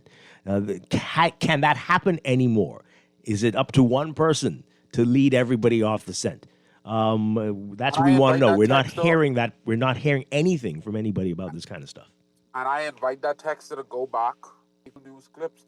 When we signed a deal for OPAT to operate, the celebration was that it would dissolve these sorts of systems that would allow these things to happen. Because our law enforcement officers would work directly with U.S. law enforcement officers to do exactly what we see in the situation, well, to prevent exactly what we see in the situation. Yeah. So it shows you that system has been broken. The trust has been broken in that area. We now need, as a country, to investigate how far up the ladder that goes. Absolutely. Let's take these calls quickly. Good morning, caller. You're on the air. Good morning to you, to both of you in the studios. Good morning to Wilder, Bahamas, Seattle, and Johnson. Dwight, there's no single defense force officer or police that runs the police department intelligence unit, so they can't singularly make a determination on how the whole entire force moves. So it has to be a collective effort between more than a single individual that does that. So the question then becomes, did you think that person gathered the intelligence, collect the intelligence, plot the parts and everything, that he was able to then to say take a complete defense force post or something to redirect it or provide information, and nobody else in the side of that group of people recognized that the information that they got doesn't match the information that's being given to the police, to the U.S. police on the boat with them? No, this starts with a breaking glass theory. My statement is, welcome to the 80s, right? So what happens though, Dwight, is we have this kind of like the broken glass theory where we took it continues to go until it's a culture and it's just repeating its cycle. But when you talk about the entire systematic of the agencies around, where you hear me talk about, say, the passport office, where I said to you the data that is broken. So what we do is we argue that we're getting more secure passports, when the passport is never the problem. It's the people that's entering the data that substantiates the passport. Okay, I'm a technocrat, and I'm simply saying you can't modify technology. And for those people who have no understanding of technology, we could actually fix technology to provide protection even for your privacy. We have people right now. I heard the minister the other day say, we're going to be working with the insurance company to read your tags and all these other different things. So it's almost like they choose little things because they don't understand the full complexity of it. But what happens is, in our department and the way we do things, you take, for instance, you have the Disclosure Act, right? We look at the MPs for the disclosure, but it requires anybody from assistant director all the way up in all the agencies, including all of the police forces, all them khakis, all of them are supposed to be doing disclosures. Do we demand those? No, we don't. And so when you put in place systems that doesn't depend on people, technology has no friend. It looks forward, it looks to the present, it looks to the future. And you can put protections in place. And we are small enough to adopt this. We have spent almost up to years on technology, and we can't even get a single paperless document. We're joking. Thanks a lot. Appreciate it. Let's take a couple more calls. Good morning. You're on the air. Hi. Good morning. Are you there? No. Let's take this one. Good morning. You are live on the air. Hey, good morning, Dwight. Hi. Yeah, Dwight. I had to call back, Dwight, because, but I just calling just to confirm again to you and the wider listeners, right? We have to find consequences for our actions in this country. and if that don't become a part of governance, then we wasting our time. When we can have a government would come out and say we don't need to have a Freedom of Information Act. That went all around the world. Well, they said it was not a priority. Hello? Not a priority. They didn't say we didn't need to have it. It's Right, not a when priority. a nation can openly tell the world that we don't need nobody, we don't need no checks and balance, because that's what you meant. That's what he meant when he said we don't need a Freedom of Information Act. We don't need checks and balance. That's corruption. So if the head is already displaying and corruption, we can't be shocked and surprised to what the people to the bottom doing. We have to fix this country, and we have to make consequences for our leaders. They have to be able to face consequences if we want to shake the small man. Because if the small man don't see that under his leaders, I mean, that is motivation for the small man to do anything, man. We have to put some consequences to our leaders because they are getting away with too much, and it's trickling down the way we are today, Dwight. Have a nice day. Thanks a lot. All right. Another call. Good morning. You're on the air. Hi, good morning. Hi, good morning. You're live. Yes, good morning, Dwight, and good morning to Ricardo. Dwight, I agree with the status quo, I think, who called earlier. Dwight, people, the problem is that people don't see anybody suffering because of the bad choices that they would have made. Anybody who is serving a hefty time for jail time for issuing our national documents illegally? The other day, I think last year, this Austrian guy, I think he was from Austria, and Life at Key, he was alleged to have gotten a whole bunch of money from individuals, and he was supposed to give them Bahamian citizenship. Now, that could only be done with the assistance of people in high places. The Bible talks about wickedness in high places. All right? What is happening with the Adrian Gibson case? Why can't we bring that to a conclusion? Is he guilty or is he not guilty? What has happened to the Reckley woman in Grand Bahama who was accused of allegedly misappropriating $1 million? What has happened to the case with the former Minister of Social Service who was allegedly accused of issuing some kind of contract to uncle? All of these things are things that have not been addressed in our country. And, I stand by those statements. Even Dr. Minnis said, this immigration thing is corruption. Corruption. I know somebody who got so-called their papers. He's married to a so-called Haitian Bahamian, and she got him straight, right? Because it's corruption, and people don't see that these people are being prosecuted. How many times the Auditor General goes into our government corporations and they find funds misappropriated? We don't hear nothing about if you're being sentenced to jail or whatever. People need to see that, listen, we as a government are serious, and if the government is disciplined, if the government is to carry out the law, then the people will follow. But when you have people who are slackers, we got some jokey leaders as KBC in a jokey town. We need people to pass laws and stand by the law, man. Okay. That's why our country, everybody doing what they want to. The people on the road, they don't want it to. Everybody seem to have their own law and doing whatever they like. We just on autopilot. Okay. I mean, we need to have good governance in this country, and it starts from the top. Thank you so much. They fix things from the head. If the head is corrupt, then everything else underneath will follow. You get the head right, the body will follow. Thanks so much. Appreciate the call. Wow. All right. Let's see if we can squeeze these in before we go to the break. Good morning, caller. You're live on the air. Yeah, good morning, Dwight. Good morning, Chester. Hi, good. Well, it's Ricardo now. Yes, thank you. Dwight, as a Bahamian who can't do anything or respond to Roker's lawyer's claim along with the prosecutor, today the Bahamas got a black eye, and this autopilot thing where nobody is saying anything. I mean, nobody have a bigger mouth than Fred Mitchell. And this is his area now. And that we expect all of the agencies that was named to hold a press conference and address this particular issue. That's all we want, because you don't need to be traveling and people looking at you and treating you a certain way because of the silence from our government. This is no more time to be playing, to be playing around, in respect to the government officials. That is also mentioned. No name, was mentioned. Dwight, is the Bahamas government doing their investigation to identify who this individual or individuals are? You know if any investigations going on? There were claims made when this first came to light. I don't know where things stand. We don't know anything. They said they reached out to find out. So they are sitting on their hands and waiting on the U.S. to release their information. I can't say. The U.S. have over 400 million people, Dwight. Million.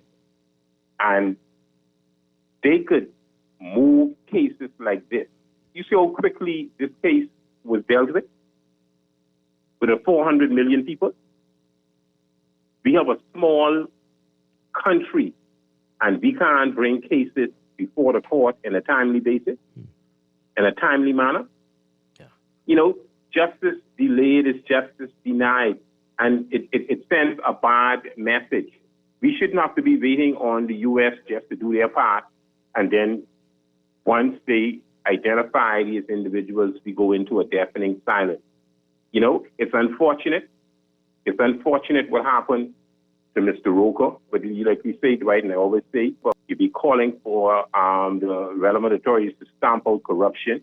But then when it happens, some of us, like myself, when the human nature set in, you feel bad about the situation for the individuals. You see how bad they talk to Roker in his with his health challenges, even though he got a 4-year sentence. The way they talk to him is enough. It's just embarrassing, this whole situation. Yeah. And what makes it even more perplexed is that our government, all of them went into silence mode. Mm-hmm. And it's been saying anything. But like you said, right, you're going to read those scathing remarks every 3 minutes. And maybe that would get them time to put together these agencies and have a press conference to address this and let us know where they are with their investigations in respect to these this government officials, and perhaps what changes have been put in place to address these things. But maybe they're too busy campaigning. Yeah, well, that's definitely what's going on. Thanks so much. Don't hold your breath for them to respond. But I think there's a press briefing this morning. Maybe it'll come up. Maybe. We'll see what nonsense they spew out today. Final call before we go to the beer. Yeah, I think the people we are complicit in this whole. See if you can turn on your radio for us, please. You can barely hear a lot of feedback. I think we are the people are more complicit in this because it is so often that we see persons who we have known for partakers of crime, and they made a stop it after a while and become a basement, and they have no accountability to what they were doing before, and that shows crime pays for some people. So it sends a message when a person was corrupt and doing some things. We know. I ain't saying believe, we know, and then next thing you know, they are quote politician or pastor who appears because they never get locked up. They never been before the court, so now they are seen by persons as living on now. Nothing is be done. So that means crime pays for some people. Yeah, absolutely. And that's what we have to face. Yeah, people see that, so people say, "Will he get away? Will I get away?" For example, Roker. Roker is already convicted, but just for argument, he got away with it. He had got away with it, and he decided to let me go and run for politics. People know because people was facilitating him. But we don't see nothing wrong with a person who were doing crime before Yeah, to go I get in your these point. high, would you call it, honorable places. So what you expect? Yeah, very interesting points. Thank you so much. Appreciate it.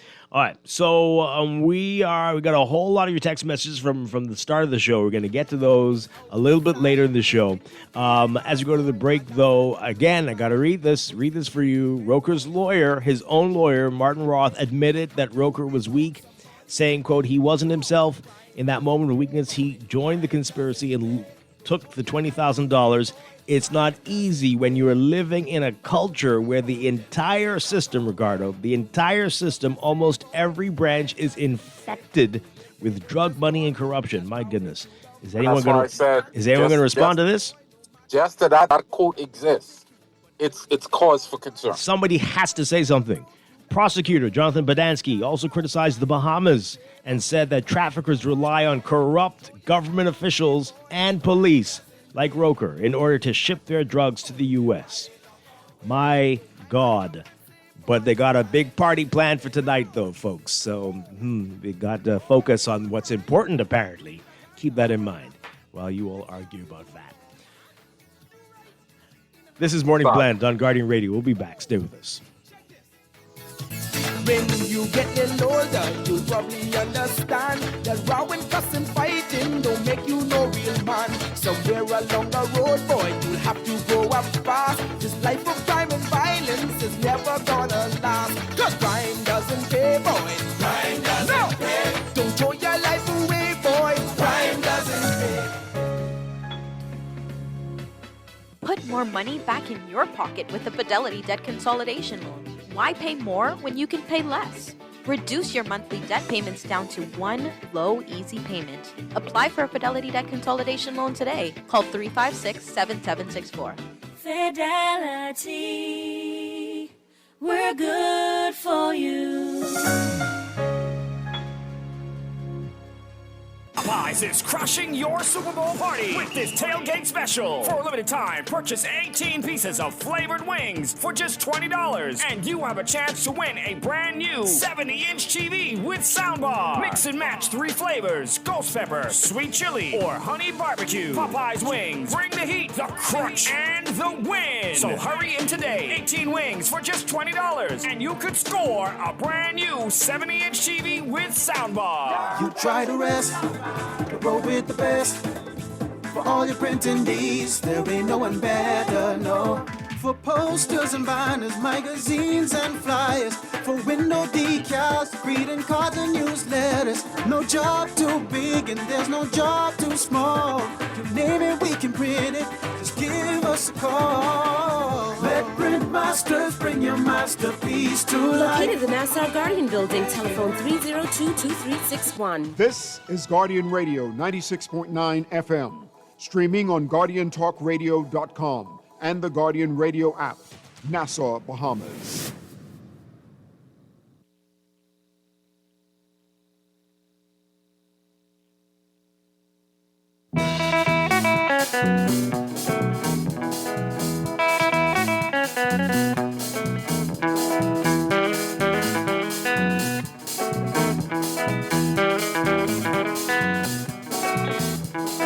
Woke up and kissed my mama goodbye. Going back to the island, I said, don't worry, mama, don't cry.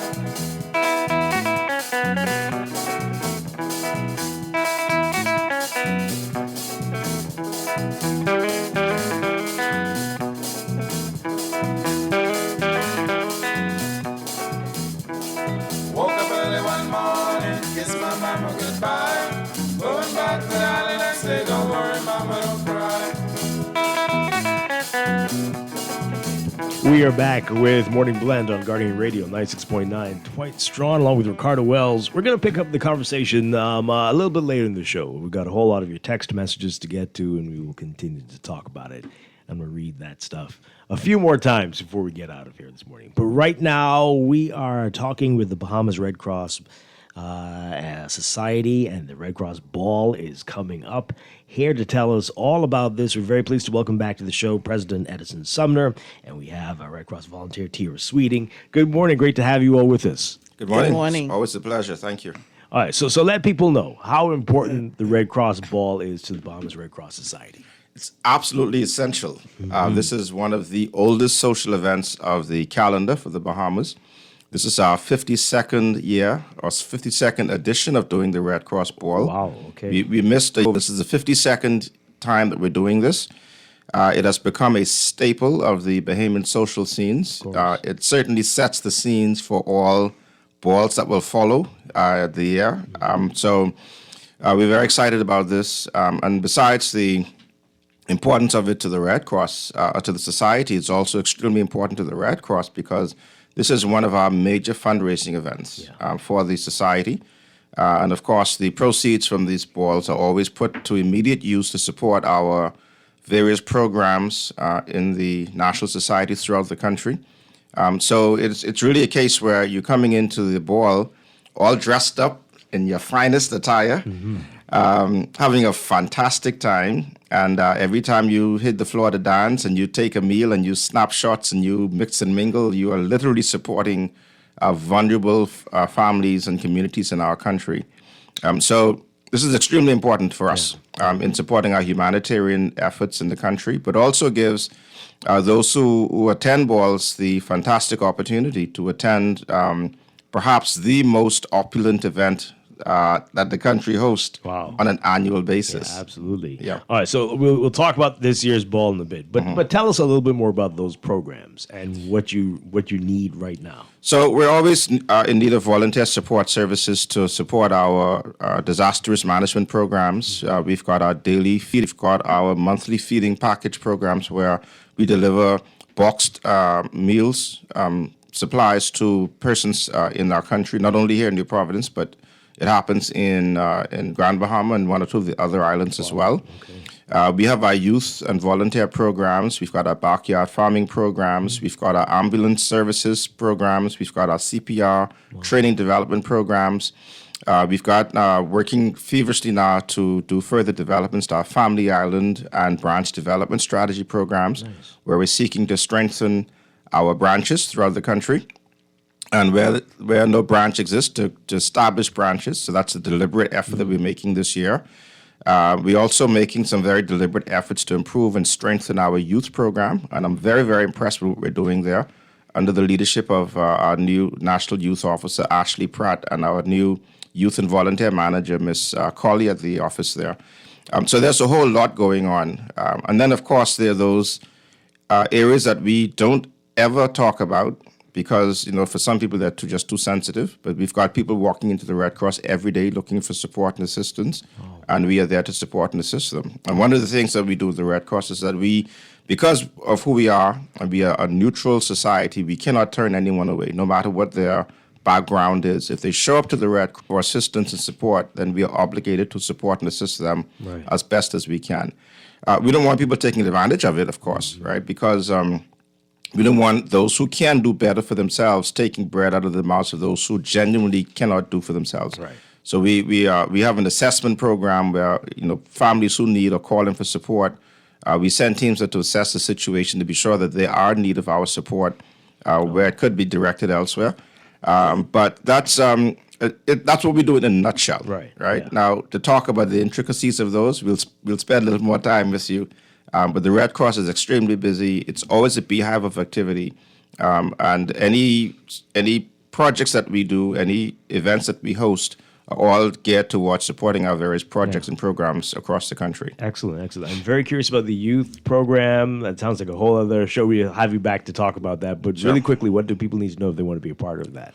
Well, the youth program really starts from as low as primary school. So we call it that Junior Link, so Junior Red Cross program. And we've got a very vibrant youth program in the primary schools. We've got a number of high schools that are on the program. And more schools are actually signing up. I think just last week I got notice that we have onboarded another 2 or 3 high schools into the program. Nice. We are now extending it into the tertiary level. So now engaging with the university to get our club there reestablished and strengthened. And those young people come into the Red Cross on a consistent basis. They support with our kitchen programs, our boxing, our Meals on Wheels, the backyard farming. They assist in some cases even with some administrative matters, right? So that they can fill some of their required community hours for the programs at their schools. And then we have seen where these young persons who are involved in the Junior Links programs are becoming leaders in their schools as well, because we provide excellent leadership opportunities for them at the Red Cross. And I tell them all the time, and I have a chance to speak to our young people, that in the room, there's someone sitting there who's going to have my job one of these days, right? So we want to ensure that we harness that youth potential, because my kids or your kids or someone else's kids one day can be sitting in the seat of president or senior volunteers and senior executives of the Red Cross. And we want to be sure that we can harness all of that opportunities for them. Great stuff. We've got to do more on that and have some folks come on. Absolutely. Talk about that at some point. Yes. All right, so let's talk about the ball. This is an interesting theme for this year's ball. Is this right? Midnight and Moonlight, a night in silhouette? Yes, yeah? it is. Tira, tell us more about that. Well, it's going to be a very, like the president said, a very interesting evening. And for the last year, I think we've outdone ourselves this year with what we're doing.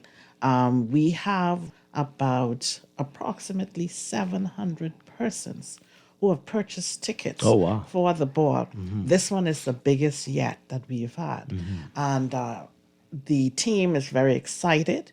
We're going to be entertained by the rhythm band. We have Will Smith, who is our MC for the evening, and he has done a fun... Not that Will Smith. Will Stubbs, sorry. Stubbs. Thank you. Will Stubbs, who has entertained us before as the MC, and he's back with us again. He always does a wonderful job. Mm-hmm. We're supported by the Royal Bahamas Defense Force Band, who will be our band for the cocktail hour. Okay. And the Royal Bahamas Police Force Band will be our dinner band. Oh, and then the rhythm band is our entertainment band. Oh, my goodness. Yes. So when you come, you don't just hear one entertainer or one band or something. We have 3 bands who will be there. Wow. And this is not the first time either. This is what we have. That's our standard. Every year. That's our standard. Yeah. So... cocktails start at 7 p.m., dinner at 8. We always have for our platinum sponsors a cocktail reception, a private cocktail reception. That's just for them. Last year, it took us a while to get them out of that into the dinner. But it's just a part of the camaraderie. Right. Corporate sponsors as well as individual sponsors who support the Red Cross. Like President said, we're not just a disaster management organization. We don't come alive when there is a disaster. We're working year-round to help the Bahamas in various areas, like you see. And also with the youth program, we're teaching persons, how to become leaders, how to serve, how to give back. Because at some point in time, we all need to give back. Somebody would have poured into us at some point in time. But back to the ball. It's going to be a fantabulous evening. We have sufficient persons who are going to assist us during the evening. So we have a grand prize of a cruise for 2. It's $100 per ticket. Okay. Right. Now, this is a cruise for 2. What's the Royal Caribbean. Royal Caribbean. Yes. Thank you. And so we also have bundle prizes. The raffle tickets are going to be sold for that. Plus, we have door prizes. So when you leave the Red Cross ball, you will leave with something in your hand. Right. But to spend in order to receive $100 for the raffle ticket. For the raffle, for the grand prize raffle ticket. Okay. So that's a separate. That's a separate prize all unto itself. Okay. And then we have other raffle tickets. And how much are those? We're not sure that we haven't costed out. Okay. Yeah, but then there's also the opportunity for those who come who have tickets will be eligible to win door prizes. Okay. And those are some very fantastic door prizes. The grand prize will be the cruise for 2 on Royal Caribbean Cruise Lines. We want to thank them for their partnership and generosity in providing that. But we have a night filled with a lot of fun activities. It's going to be a fantastic evening. Will is one of the best hosts you can find around. He can keep us all engaged. I'll be very pleased that he's agreed to come and host the event for us this year. Yeah. are going to have a room filled with people. I'm already told, I was advised by the committee and the chairperson that we are practically oversold for this ball. Oh, boy. So you didn't even need to come on this morning, then. Well, I think there Are was there still tickets available? Yeah. Well, I think there may be. We'll know for sure after this afternoon. They can call the Red Cross this afternoon to find out if any tickets. All right, so we got to say this is January 31st. So that's next week Saturday. Next week Saturday. How much are tickets? Tickets are $300 for regular, for our regular tickets, and then we sell our platinum tables and Those are already sold out. Yeah, but call in any event to see if we're able to accommodate any more. All right, and explain the theme. What should you do? You need to dress according to the theme. What are you looking for with Midnight and Moonlight, a night in silhouette? Our themes come from inspiration, but we never insist that persons dress, to suit the theme. Even though we have a lot of our regulars who come, and they will try to accommodate us by dressing. But the midnight, it was seemed to be like almost a black and white affair. But I don't know of many persons who are actually wearing the black and white, who I've heard. Not to say the committee, but I'm just saying. But it's dress comfortable. Yeah. Dress how you want to dress. Interpret the theme the way you interpret it, and just come out and have an enjoyable time. I want to stress that the ball is not, we're not going to sit there and have speeches and all of those things. Right. It's a ball. It's a fun time. It's time to dance. The dance floor is open from the cocktail hour starts. So we want you to enjoy your evening. If you're going to go through the effort of supporting the Red Cross by purchasing a ticket, enjoy your evening. Don't just come and sit down. But we don't have that. The dance floor is always full. Right. But we want to encourage persons to enjoy the evening. Yeah, absolutely. All right. So, and again, where is it going to be? It's at the Atlantis Hotel, Paradise Island. We encourage folks to get there early so that they can enjoy the cocktail hour. Bearing in mind that if you come in, you're getting valet parking. You be prepared to come in and get your car valeted. Otherwise, you park in the lot and walk up. Come early so you can enjoy the cocktail hour. And as Tara said, you're spending $300 to come to this ball. Don't come to the ball for $300 and sit down all night, right? Get there, enjoy your money, enjoy the atmosphere, and I would say bleed every dollar out of your $300, right? So you go home tired. Yeah. We don't want you to go home and saying, "Oh, I need to go somewhere else to find something to do." No, when you leave the ball, you got to go home and go to your bed, right? Because we're going to work you through the night with all the fun, the activities, the networking, the everything's going to be just an excellent night for us all to enjoy. Oh, somebody's saying we haven't talked about food. Well, well, here's the thing: the food will be great. That's all you need to know. The food will be a lot.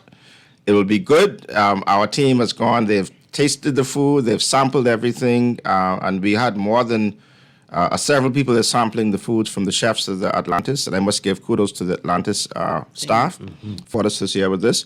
But the food is going to be fantastic. I also want to say, talking about it, we want to thank BTC, who has come on once again as our title sponsor this year for the ball. They've been with us for the last several years, and they've voluntarily stepped up to the plate again this year to support the ball as our title sponsor, and also to give kudos to all of our other sponsors, titles, platinums, gold sponsors, etc., for all their support. And I also want to say, while I have the microphone, thanks to our ball committee, led by Kim Thurston and Bernadette Bunch, for the fantastic work that they've been doing.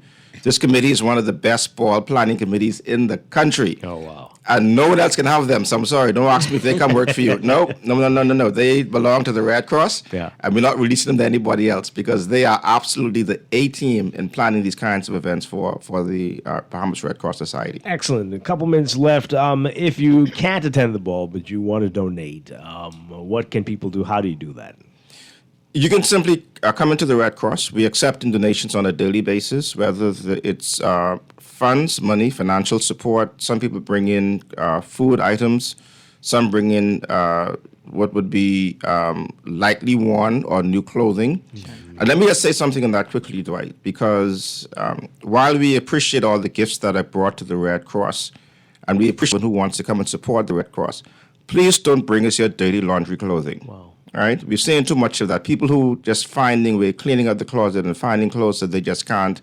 They don't want to dump it, but they don't want to keep it.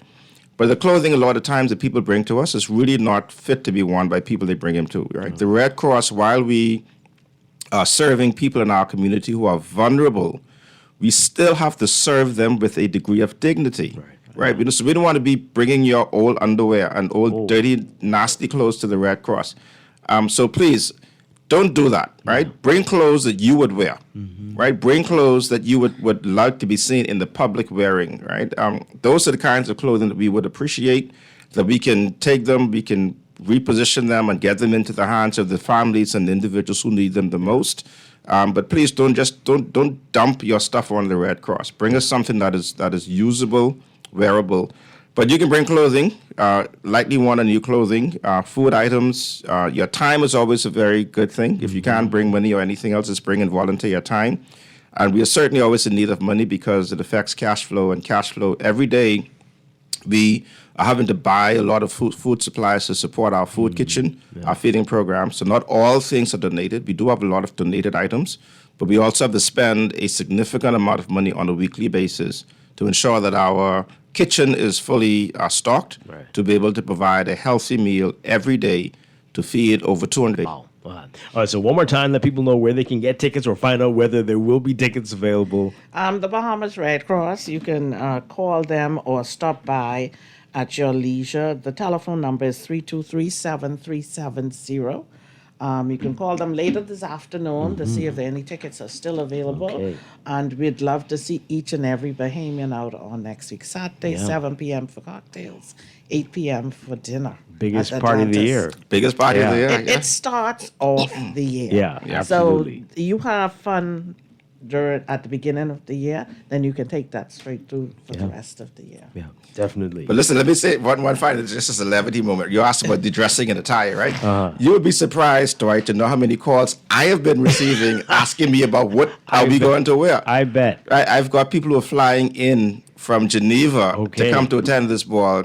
And they send me a message asking, what do we wear? Where do we get my clothes? How do I get my hair done and the rest of it? Wow. So I said, let me call my wife and ask her, and I'll call you back. It's going to be very interesting to see the interpretation of Midnight and Moonlight, A Night in Silhouette. Yes. Next week, Saturday, the Bahamas Red Cross Ball. And again, in Atlantis. Yes. Starting at 7. Thank you all for being here this morning. Addison Sumner, Tira Sweeting, thank you. Thank you. Thank you for having us. All right, we're going to break for news and be back with more Morning Blend business coming up right after this. Stay with us. Oh, girl, there's no doubt about it. 'Cause I love you.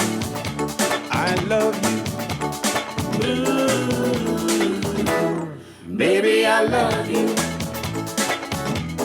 This is Guardian Radio 96.9 FM, streaming on GuardianTalkRadio.com and the Guardian Radio app, Nassau, Bahamas.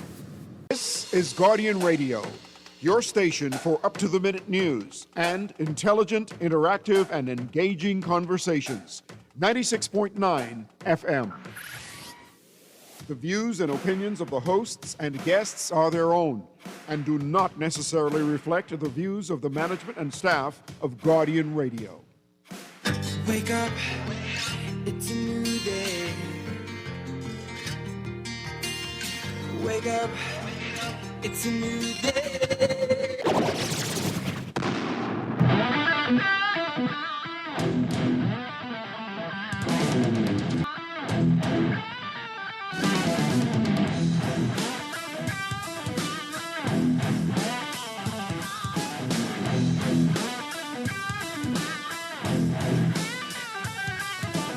Good morning and welcome to a special edition of Morning Blend Business on this Thursday, January 22nd, 2026. Welcome back to our Morning Blend listeners. Once again, I'm Dwight Strachan along with Ricardo Wells.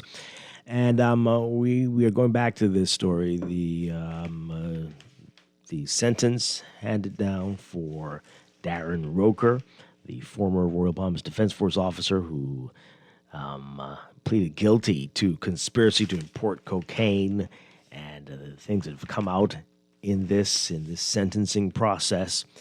He's been sentenced now to 48 months in prison, 4 years. Again, he could have received 20 years, but because he has terminal prostate cancer, the court was lenient. This is in New York, in the United States. The court was lenient. That the judge saying this was a very big mitigating factor in the sentence, being reduced to lighter to 4 years as opposed to what it could have been 20 years. The prosecutors were hoping for 5 years, but he got 4, and he still will have 3 years probation once he is released. But all morning long, I've been reading some of the things that have been said that were in the indictment, things that the lawyer, Roker's own lawyer, said, that the prosecutor said, that the judge has said, just to highlight the seriousness of this matter, and to, again, bring to light the fact that we're not hearing our officials in this country defend or explain what they're doing to counter what's been alleged. And these are very serious allegations, right? So again, according to the indictment, this is in the Nassau Guardian today, Roker, the chief petty officer of the Royal Bahamas Defense Force, allegedly facilitated maritime drug trafficking by using his official position to obtain sensitive information about law enforcement operations by the U.S. Coast Guard and OPBAT, and alert drug traffickers in exchange for bribe payments.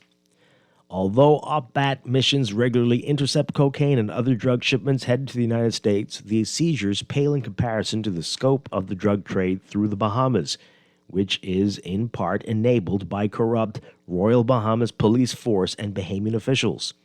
Instead, while nominally appearing to work in partnership with the DEA to stop the flow of cocaine to the United States, certain corrupt Royal Bahamas Police Force officials have abused OPBAT and their relation to disrupt law enforcement operations against select drug traffickers in the Bahamas.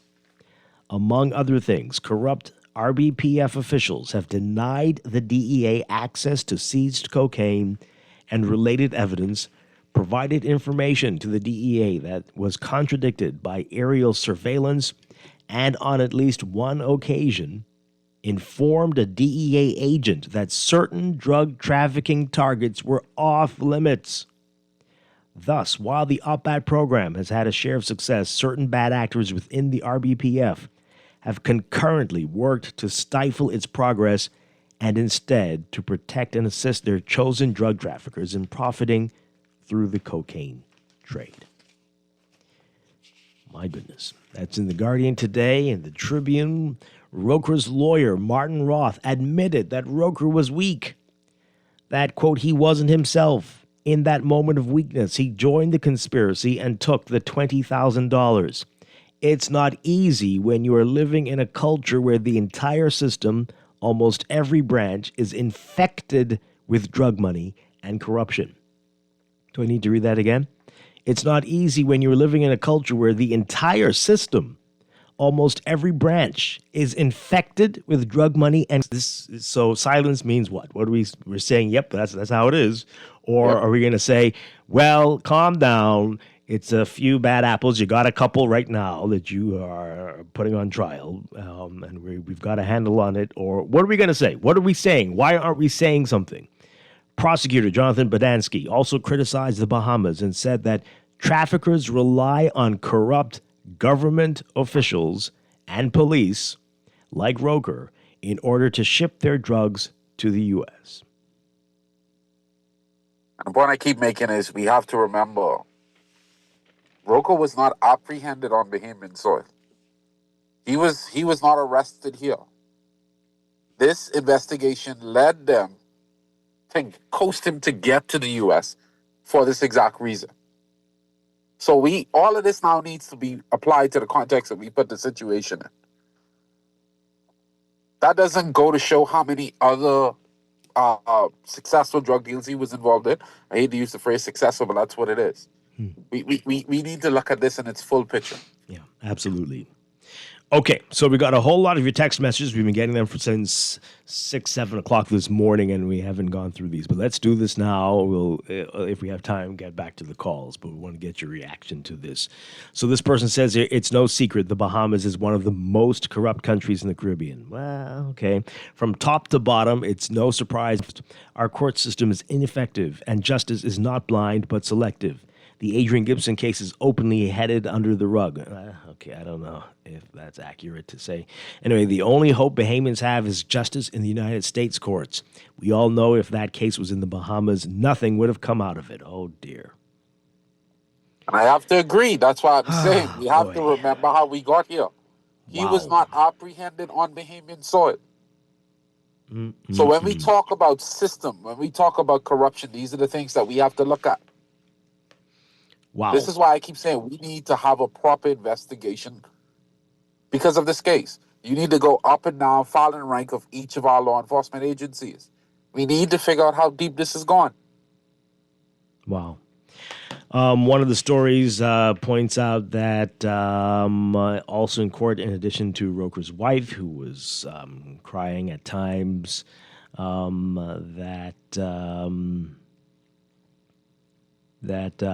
Consul General Leroy Major was there. He said he was there to support Roker and his family. So this texture says there was a Consul General there as an intimidator. Well, that's not how it works. Maybe that can work over here, but that's not how it works over there. To ensure that Roker did not say the wrong thing. What now? Why would a Bahamian Consul General be Bahamians in their time of need? Wow. But he already said he sang like a canary. He said it all. He said a lot, and with his plea deal. So, I mean, that ship sailed for him. Like many of the drug boats that got through. This person says, how did we get here? I understand only so much the media can do when it comes down to asking questions about the indictment, but I expect the leader of the incoming prime minister, the leader of the official opposition, to push this issue. I expect the leader of the opposition. Okay. Statements made by the prosecutor about the Bahamas. Do you think it's possible they are talking about the official opposition members? What now? Also, we expect the official opposition or the incoming prime minister to speak about this. I mean, it's just cricket. But I don't want us to gloss over that portion of the text right there. Yeah. Again, we have to put this in full context. We have to remember when this case unfolded. Mm-hmm. We've changed governments. We've changed a commissioner of police. We've changed a commodore of the defense force. A lot has changed since this case unfolded. Yeah, a lot of people need to answer questions, right? Yeah, going back years and let us know what has changed. I mean, just cricket. Someone please tell the prime minister to ring the bell. I'm editing because that's not what they said, but those words. But I cleaned it up a bit. You're reading that lawyer summation with shock, as if that's the case. You're really bad, and you just say, "Oh well, yeah, I've been telling you it's like that." yeah, that's ridiculous, right? Everybody knows this. Oh, what you acting like you're so surprised for? That is the. We're doomed. We're doomed if that's what you say. Like, this ain't nothing new. Why are you reading this over and over for? You happy with that? But Dwight, that's exactly the issue here. Bahamians are responding this way because we live it. We see it. Mm-hmm. We exist in it every single day. So, of course, we're questioning why is it a shock to everyone? Because we know what's happening. So when we speak about infected, this is what we talk about. Okay, so listen, we know that there are bad apples. We've been saying that for decades, yes? But when you hear that it's the entire system, every branch is infected, so it sounds like it's more bad than good. Is that what we believe about our country? There are more bad people than good people? I'll take it a step further, Dwight. It's not what we believe. It's what we experience. Oh, okay. If you go to Amman, if you walk your way up University Drive, just start at the University of the Bahamas. Just ask kids what they perceive corruption to be. Just ask the students there. We heard a call earlier today about the passport situation. We've seen how that matter has been handled. This is what we experience on a day-to-day basis as Bahamians just trying to get by in society. Every place we go, there's a, hey, I could, this will take 4 weeks, but I could get this done in Wow. 2 days. So This is the natural experience. it's just a rotten orchard of apples, Until we right? fix our systems and we don't make it more profitable for people to break our laws, nothing's going to change. That's Okay. the conversation we don't want to have. It's more profitable in our systems for people to break the law. Wow. I think the question was saying this all week when we talked about the young police officer that got caught up. Maybe we need to look at their salaries. Wow. Maybe we need to. We're in a position where it's more profitable for persons to break the law than it is just to carry out their daily service. My God. Quote, it's not easy when you're living in a culture where the entire system, almost every branch, is infected with drug money and corruption. Wow. Yep. Wow. Okay. This person says Another caller said earlier that we need to look at the Disclosure Act. We need to look at FOIA. Those are the steps in the right direction to move us. That only the elite people, the elitist people want it. Only them. So, yeah, you all want VAT reduced. That's what they will tell us. Okay. This person says, hey, you're either in denial or from Mars if you're in shock about this. My 1-year-old granddaughter knows that this is one of the most corrupt countries in, I guess, the world. Well, that's very scary, too, that the 1-year-old would know that. Okay. I asked you to go as low as the University of the Bahamas. Talk to the students there. She said if you go to the preschool students will tell you. So kindergarten. Okay. We don't produce drugs in the Bahamas, and people use our country as a transit point. Government needs to clap down on something coming from some of these other southern countries that they know nothing about. Or, well, apparently they know everything about it. There we go. That's what the people are saying. Corruption coming from the Americans is insane to me. If the demand wasn't so high in America, don't go there. Don't go there. But anyway, if the demand wasn't so high in America, most drug dealers wouldn't even exist. Okay. But what gets me is the finger pointing at the government for the actions of a few civilians or citizens. It's very ignorant. Well, again, they're making it sound like it's not so few. But no one's saying anything, so the person says here that's how those neophytes operate.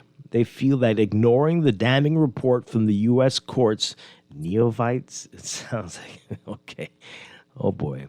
Anyway, they feel that ignoring the damning report from the U.S. courts concerning corruption in our country, in our government, and armed forces will make it go away. But don't worry, ain't long now. Their silence concerning these matters shows us their mindset in government. It's not just the neophytes, it's the deeply entrenched in the ones who've been there for years who seem to be the most silent. This person says there's no such thing as entrapment. If you are honest and have integrity, you will not fall into a trap. I didn't use that phrase. The Prime Minister did. Yeah, we didn't use that. Nobody did. No one said a word before. No one said that word before that one person, and no one has said it since. So we don't know what that was about. We still don't understand. This person says here, and that was the most he's ever said on this whole thing, right? Yep. First of all, corruption is worldwide, not only in the Bahamas. Thanks for that. Thank you so much. Anyway, and we are so embedded in this culture that we don't even see it as corruption anymore. We all, I guess, give favors. What? Customs, police force, defense force, immigration, traffic department. We as Bahamians and foreigners go to these places and ask for favors. Speak for yourself. And if the lawyer claims that corruption is in every, also mean the media. Okay, I don't know what this last part is about. Anyway, hey, I'm sure plenty of people are undercover agents, it seems, and working hard to get word out for the people who are, I don't know, but it's in the DNA, it seems, right? Everywhere. I'm sure they're corrupt preschool teachers. This is just how it is. All right. You'd be surprised. I wouldn't.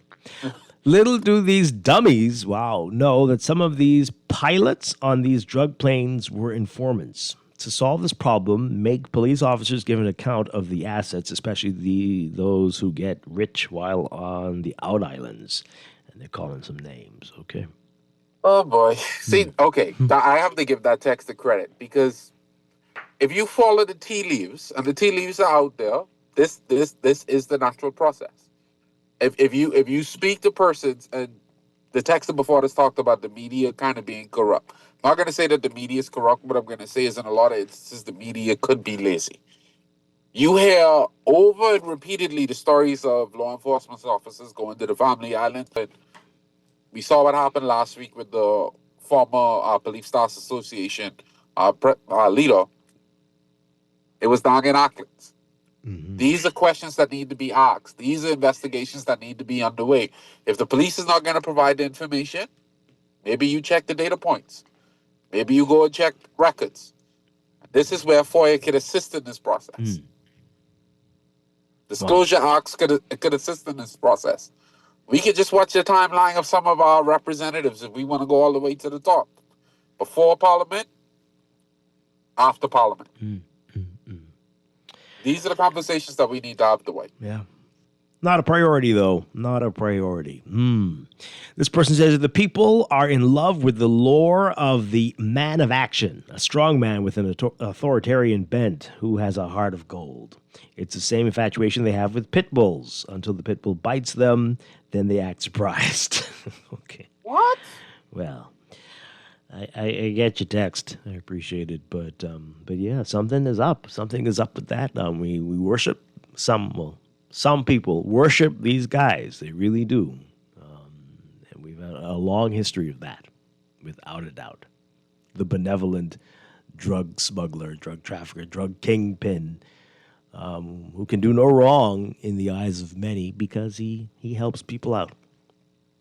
Yep. And when you leave a community as destitute as we've, I'm not here to try to position the system as appropriate. It's not. But this is where we talk about how we build societies. This is how we talk about how we build communities.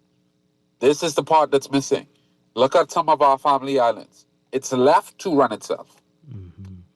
Look at some of our communities here in New Providence. They are left to run themselves.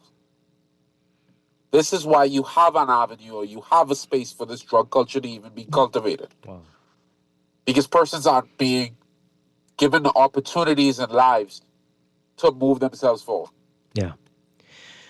Some more text messages. The person says, what's happening with the Michael Johnson case? And that lawyer, Fred Mitchell, said he cannot allow our police to be known as being corrupt because kids admire the police and they want to be police officers too. Hence, the case will never come up. Customs are responsible for everything coming into the country. That's why we have, guns, drugs, merchandise, liquor, backwoods. Oh, they're going on. Okay. Customs controls of the Haitian goods coming into the country and the pay. What?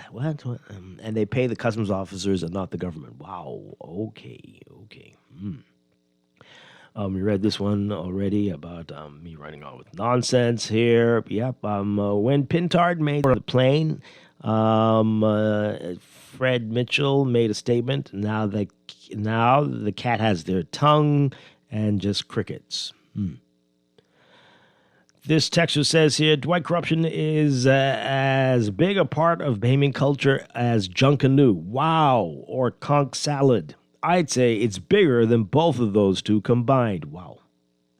Could be onto something. Is it the national pastime? Could very well be. This person says, I'm almost ready for the invasion from up north. Whoa, that's a text. Nothing needs to be said, as lawyers or prosecutors are always animated to make their case. Oh, boy. But this was not a prosecutor that made the big statement. It was his lawyer. In defense of him, his lawyer said that you can't blame my client. My client only did what everybody else around him was doing. My God. It's the country. That's what his defense lawyer said. Threw the whole thing under the bus. If Abbat was really that corrupted, IS and Caicos would have pulled out of that program. No, that's dumb. That's dumb. Sorry, texter. No. And they're telling you there have been successes. They definitely have, but it is only drop in the bucket compared to what else is going on. And if there are more people than just Roker who are misleading DEA agents, then that might explain some of that. See, let me just say this on the record, Dwight. This case alone shows you that OPBAT has only changed their purview. Instead of just going after the quote-unquote smugglers, they're now exposing the facilitators. Wow. Yeah. So, I mean, do we know who, at least, they're saying on at least one occasion, somebody in either the police or the defense force informed the DEA that certain drug trafficking targets were off limits? Do we know who that was? Was that any of the guys who've been charged? But that's insane. That's insane, right? Can you imagine? Like, what was that conversation like? Could come pull over to the side so my supervisors didn't see me telling you this, but no. What? Can you imagine? I imagine it was a lot like the incident that was exposed in the Sonny Miller. Right, that's situation. and I said supervisor. No, maybe it was a supervisor. Maybe it wasn't the head person telling him, no, you can't be serious. Not him. You want this place to collapse. Wow. Well, so they go on to say, as the other texters indicated, there are bad actors in the armed forces, and if they have multiple individuals, why haven't there been more arrests? Okay. I don't know, maybe because not a lot of people took flights. Just say it. Just say it. Excuses. Wow. I think the country is fully aware that the PLP is unconcerned about corruption and unbothered by the label it has and the damage it does to the country. From the Prime Minister, the Minister of National Security, and the AG, the silence is notable, but don't forget the thousands of PLP members and the trolls and supporters that say nothing and demand no answers as they distract with the fanfare of nominations and VAT talk. Dance, but don't think. Again, ready. They're practicing the dance moves right now for tonight. The criminals in the Bahamas haven't just started. This has been going on from independence, long before independence. No government, none, has stopped or even tried to stop corruption. It's in our DNA. Very sad. Yeah. Okay. Why don't they just listen to former First Lady of the United States, Nancy Reagan, and just say no? Okay. Bahamians love to complain about bad actors, then they put them back in the deck and shuffle it. We've been telling you, Dwight, they all are doing it. Everyone knows someone they can call to buy a favor or two from a government official or worker. And God help you if you ever have to call the police on drug dealers. Big chance the drug dealer is the policeman's actual boss. How are you all sleeping at night if you really believe these things, though? Everybody's good? You quite comfortably, Dwight. Yeah? Quite comfortably. How? It's the society. You understand what the systems are and you go about your life. A lot of people buy into the idea that one man can't change the system, so they just either his defense lawyer's credit again, either you adopt or you try to move around. Interesting. Most people stop trying to move around after a couple of attempts and they just fall into the cracks. Wow. This is not what we're talking about, but this person says here the police have finally stopped the people from parking in the median opposite Goldwyn. They were towing cars this morning. Okay. So the quest to get that to stop has started working for now. We'll see if in 2 weeks how it's that right looks. opposite the OPM, so it's seen It's every been day. right opposite the OPM. Why does it take the quest to come in on the station to talk about it? It is seen every day. It'll be by this time in February. It'll be right back. Boy. Right? Oh yeah, they're gonna pay off some people to bark. Oh my lord. Okay.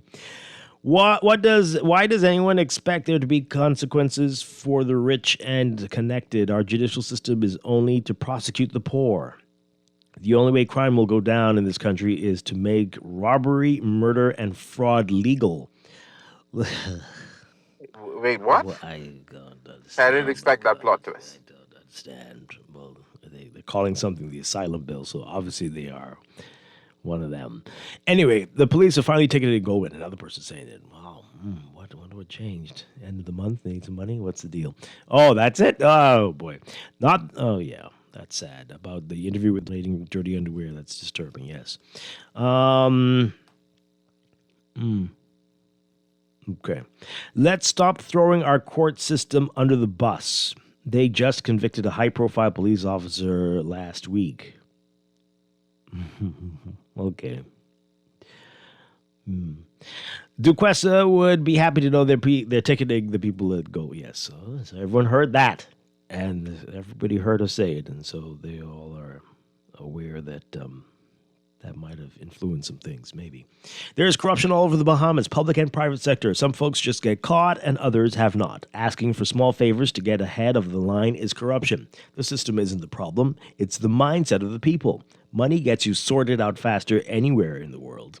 And America ain't no better than any other country when it comes to corruption. Okay. Yeah, everyone's saying this. I don't know why you're saying it, though. Corruption's everywhere. Okay, but so what? So that means, yeah, that's how it is. It's just accepted. It's fine. Is that what you're saying? Basically. Is it time for me to read it again? Yeah, let's do it. Please go ahead. Apparently.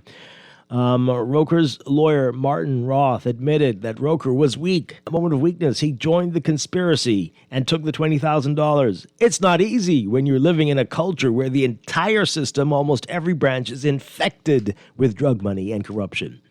Prosecutor Jonathan Bodansky also criticized the Bahamas and said that traffickers rely on, quote, corrupt government officials and police like Roker in order to ship their drugs to the U.S. And again, while nominally appearing to work in partnership with the DEA to stop the flow of cocaine to the United States, certain corrupt Royal Bahamas Police Force officials have abused OPBAT and their relationship with the DEA to disrupt law enforcement operations against select drug traffickers in the Bahamas. Among other things, corrupt RBPF officials have denied the DEA access to the seized cocaine and related evidence, provided information to the DEA that was contradicted by aerial surveillance, and on at least one occasion informed a DEA agent that certain drug trafficking targets were off limits.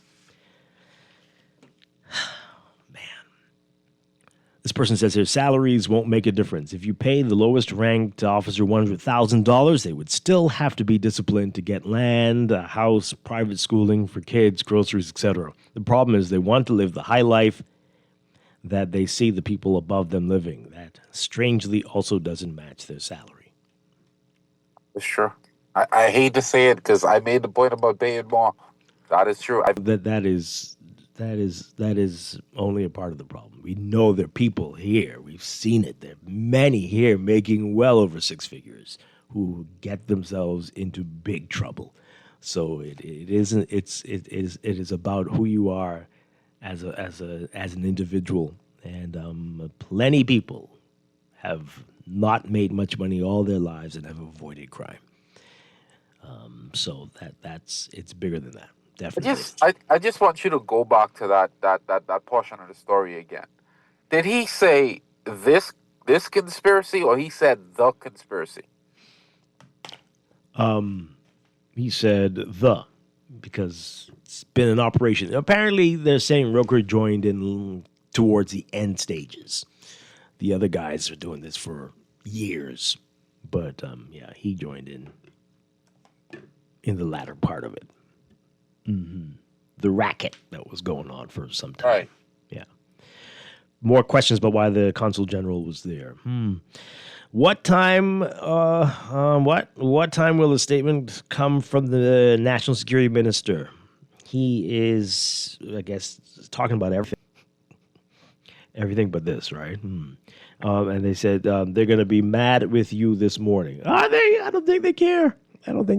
Nobody's saying anything. They're like, what is he running on about this morning? He always running on about something. Nobody cares. This has been, again, this sentencing came out yesterday. All that stuff came out last week. We read that last week about the things that were, the claims that were said. No one has said a word about it. They're focusing on the VAT and the nominations. That's all. That's But all. Dwight, I feel like the text message that they kind of give you a clear understanding of why they don't have to say anything. Yeah, Because a lot of everybody people just justifying. accept it as, yeah, that's a part of life. Yeah, yeah. So Absolutely. You're 100% right about that. This person says here, see more excuses. As we speak, Jack Smith is testifying before Congress saying the President of the United States committed criminal offenses beyond a reason of doubt. Okay, so you're not making, you're saying, well, they take action. Is that what you're saying? The only, I'm a Bahamian that loves my country more than any other. This is the person who said that crime will only go down if you make robbery, murder, and fraud legal. We have, a former... it wouldn't be fraud if it's legal. It wouldn't be fraud if it's legal. It wouldn't be robbery if it's legal. Wow. It's no secret, I think we read that already. We have a former MP charged with corruption and a string of MPs currently on trial for corruption or waiting to be tried. Will any case ever be dealt with seriously? We know the answer. Not all of us are corrupt, but it's like you're fighting a losing battle. Wow. Paid political trolls have the loudest voices and drown out the right-thinking and honest Bahamians. Very scary. Very sad.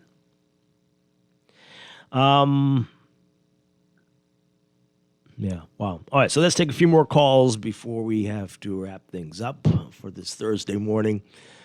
But let's hear from you. 323-6232, 325-4316, 325-4259. Call us toll free, 242-300-5720.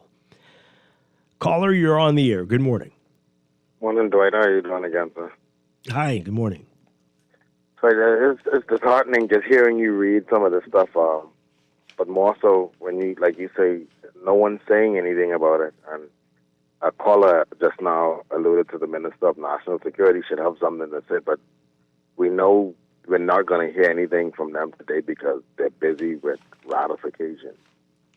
But it's disheartening seeing our country go through this. And I'm going to try and see if I can send it to you, right? But there's an article, there's a news story, or sort of like a clipping on YouTube.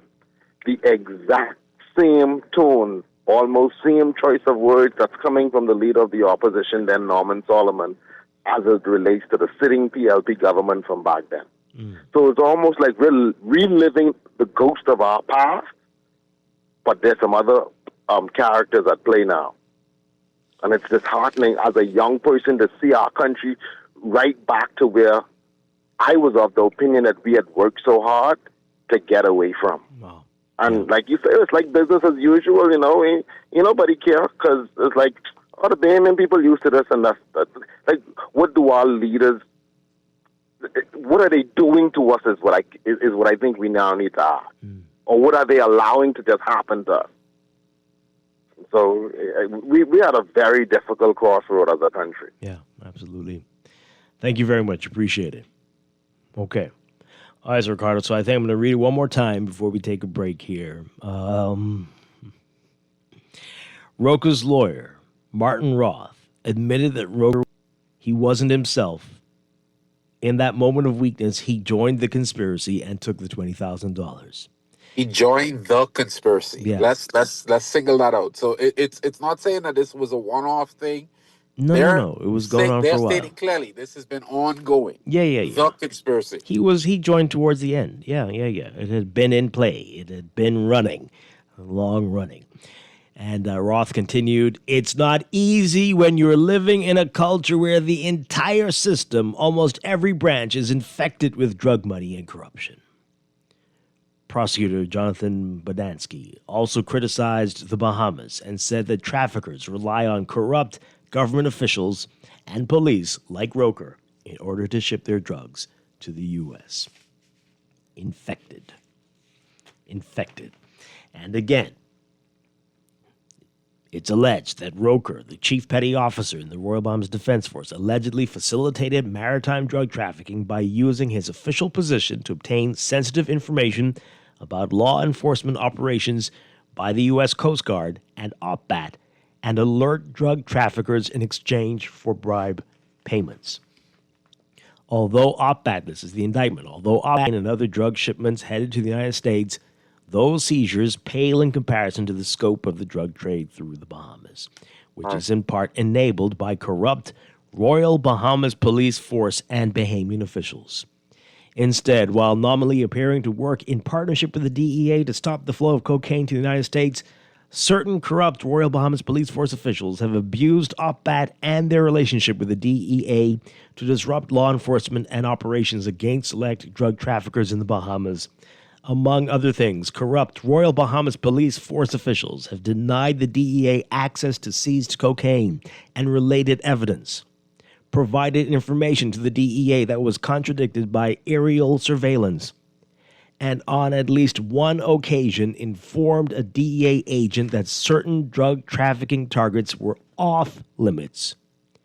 Thus, while the OPBAT program has had a share of success, certain bad actors within the Royal Bahamas Police Force have concurrently worked to stifle its progress and instead to protect and assist their chosen drug traffickers in profiting through the cocaine trade. I didn't know you get to pick your Chosen one. Yeah. Mm-hmm.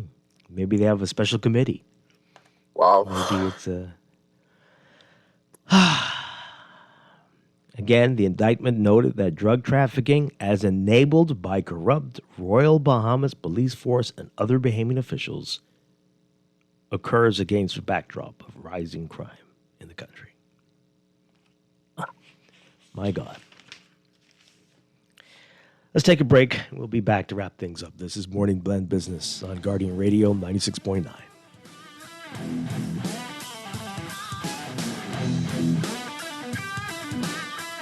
Planning for retirement can be overwhelming, but with CFAL, it doesn't have to be. We offer tailor-made individual, group, and pension solutions that take the guesswork out of retirement planning.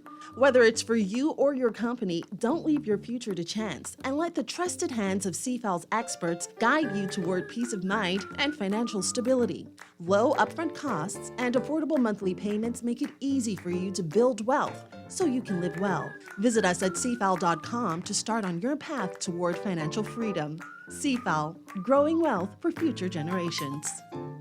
In Fasteners World, Balfour Avenue and Palm Beach Street has those hard-to-find fasteners for you right now. You can find stainless steel regular hex, carriage bolts, galvanized bolts, threaded rods, nails, self-tap screws, sex bolts, anchor bolts, turnbuckles, masonry tools, hand tools, and weed whacker strings. Check out the rope selection and car body fasteners, too. Special orders are welcome. It's your #1 fastener store. Screws and Fasteners World, Balfour Avenue and Palm Beach Streets. Call 326-1976.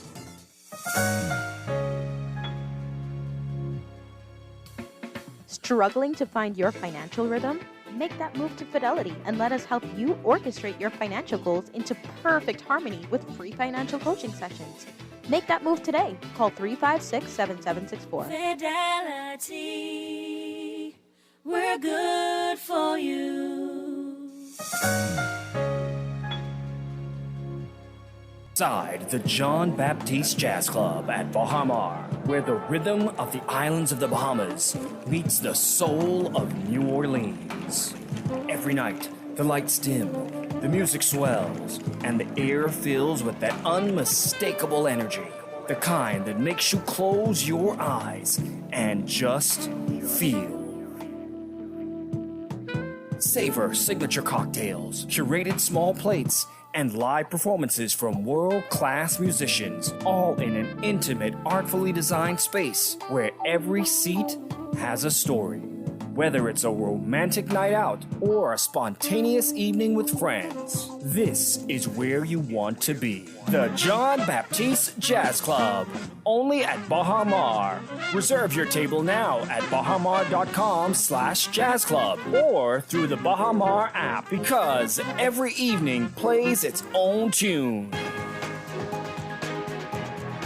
Time for your morning business report, brought to you by CFAL. The National Insurance Board says that it has no record of any unemployment benefit claims submitted, processed, or denied on behalf of employees of Lucayan Renewal Holdings, the special purpose vehicle formed to oversee the Grand Lucayan Resort on Grand Bahama. NIB said it conducted a comprehensive review of its internal systems following a story published in the business section of the Nassau Guardian on January 21st. That story refers to an unconfirmed report that Grand Lucayan employees were sent home unable to get unemployment benefits from NIB. The statement said that the National Insurance Board has not received any formal notification of closure, redundancy, or layoffs involving staff at that entity. You can read more about that in today's Guardian business section. And AML Foods Limited will break ground today on a new $10.3 million distribution center on Queens Highway in Freeport, where the company previously operated a Solomon's grocery store. AML forces the company's long-term commitment to Grand Bahama and to the continued growth of its operations throughout the Bahamas. The distribution center is expected to be completed by the third quarter of this year and will become fully operational shortly after. According to AML, the new facility will be a centralized distribution hub that will support the company's retail stores across the Bahamas. That is Grand Bahama, New Providence, Exuma, and Eleuthera. In your Market Watch, recapping trading on the BISX from Wednesday. Your market movers, Commonwealth Bank moving 11,000 shares, closing at 449, up 16 points. Fidelity Bank moving 2,000, closing at 1621, down 2 cents. Focall moving 50,000, closing unchanged at 685. Consolidated Water up 9 cents, closing at 736. Emira Incorporated up 24 cents, closing at 1224. The BISX All-Share Index closing at 3,137.78, up 0.46. That's your Market Watch. And that is your Morning Business Report, brought to you by CFAL, growing wealth for future generations.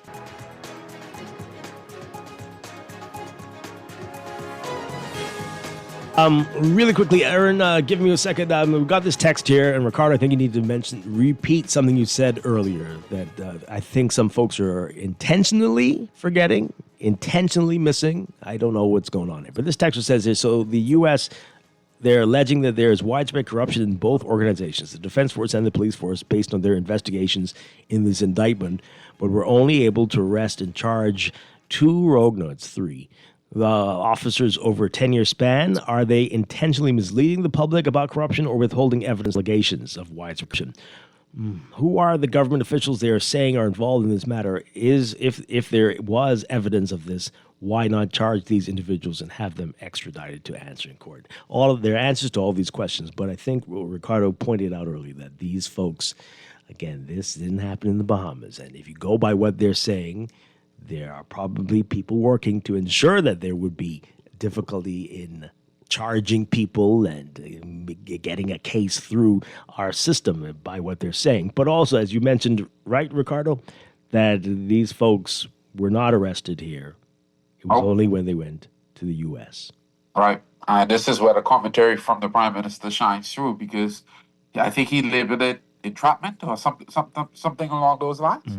Which implies that they were coerced in some way to get the United States to then be apprehended. So again, all of these things need to be pulled into the process, and we need to look at this image in its whole totality. Again, Roker pleaded guilty to this. He looked at the evidence. He said this. Made a decision. He said this. Yeah. He said this is what he did. This is what was happening. That he joined a conspiracy in progress. He said this. Ricardo, thank you so much for being here. You're back with us tomorrow, right? Certainly. Yes, and tomorrow with more Morning Blend and Morning Blend Business here on Guardian Radio 96.9. Have a great day, everybody. Stay tuned for On the Clock with Aaron Green next.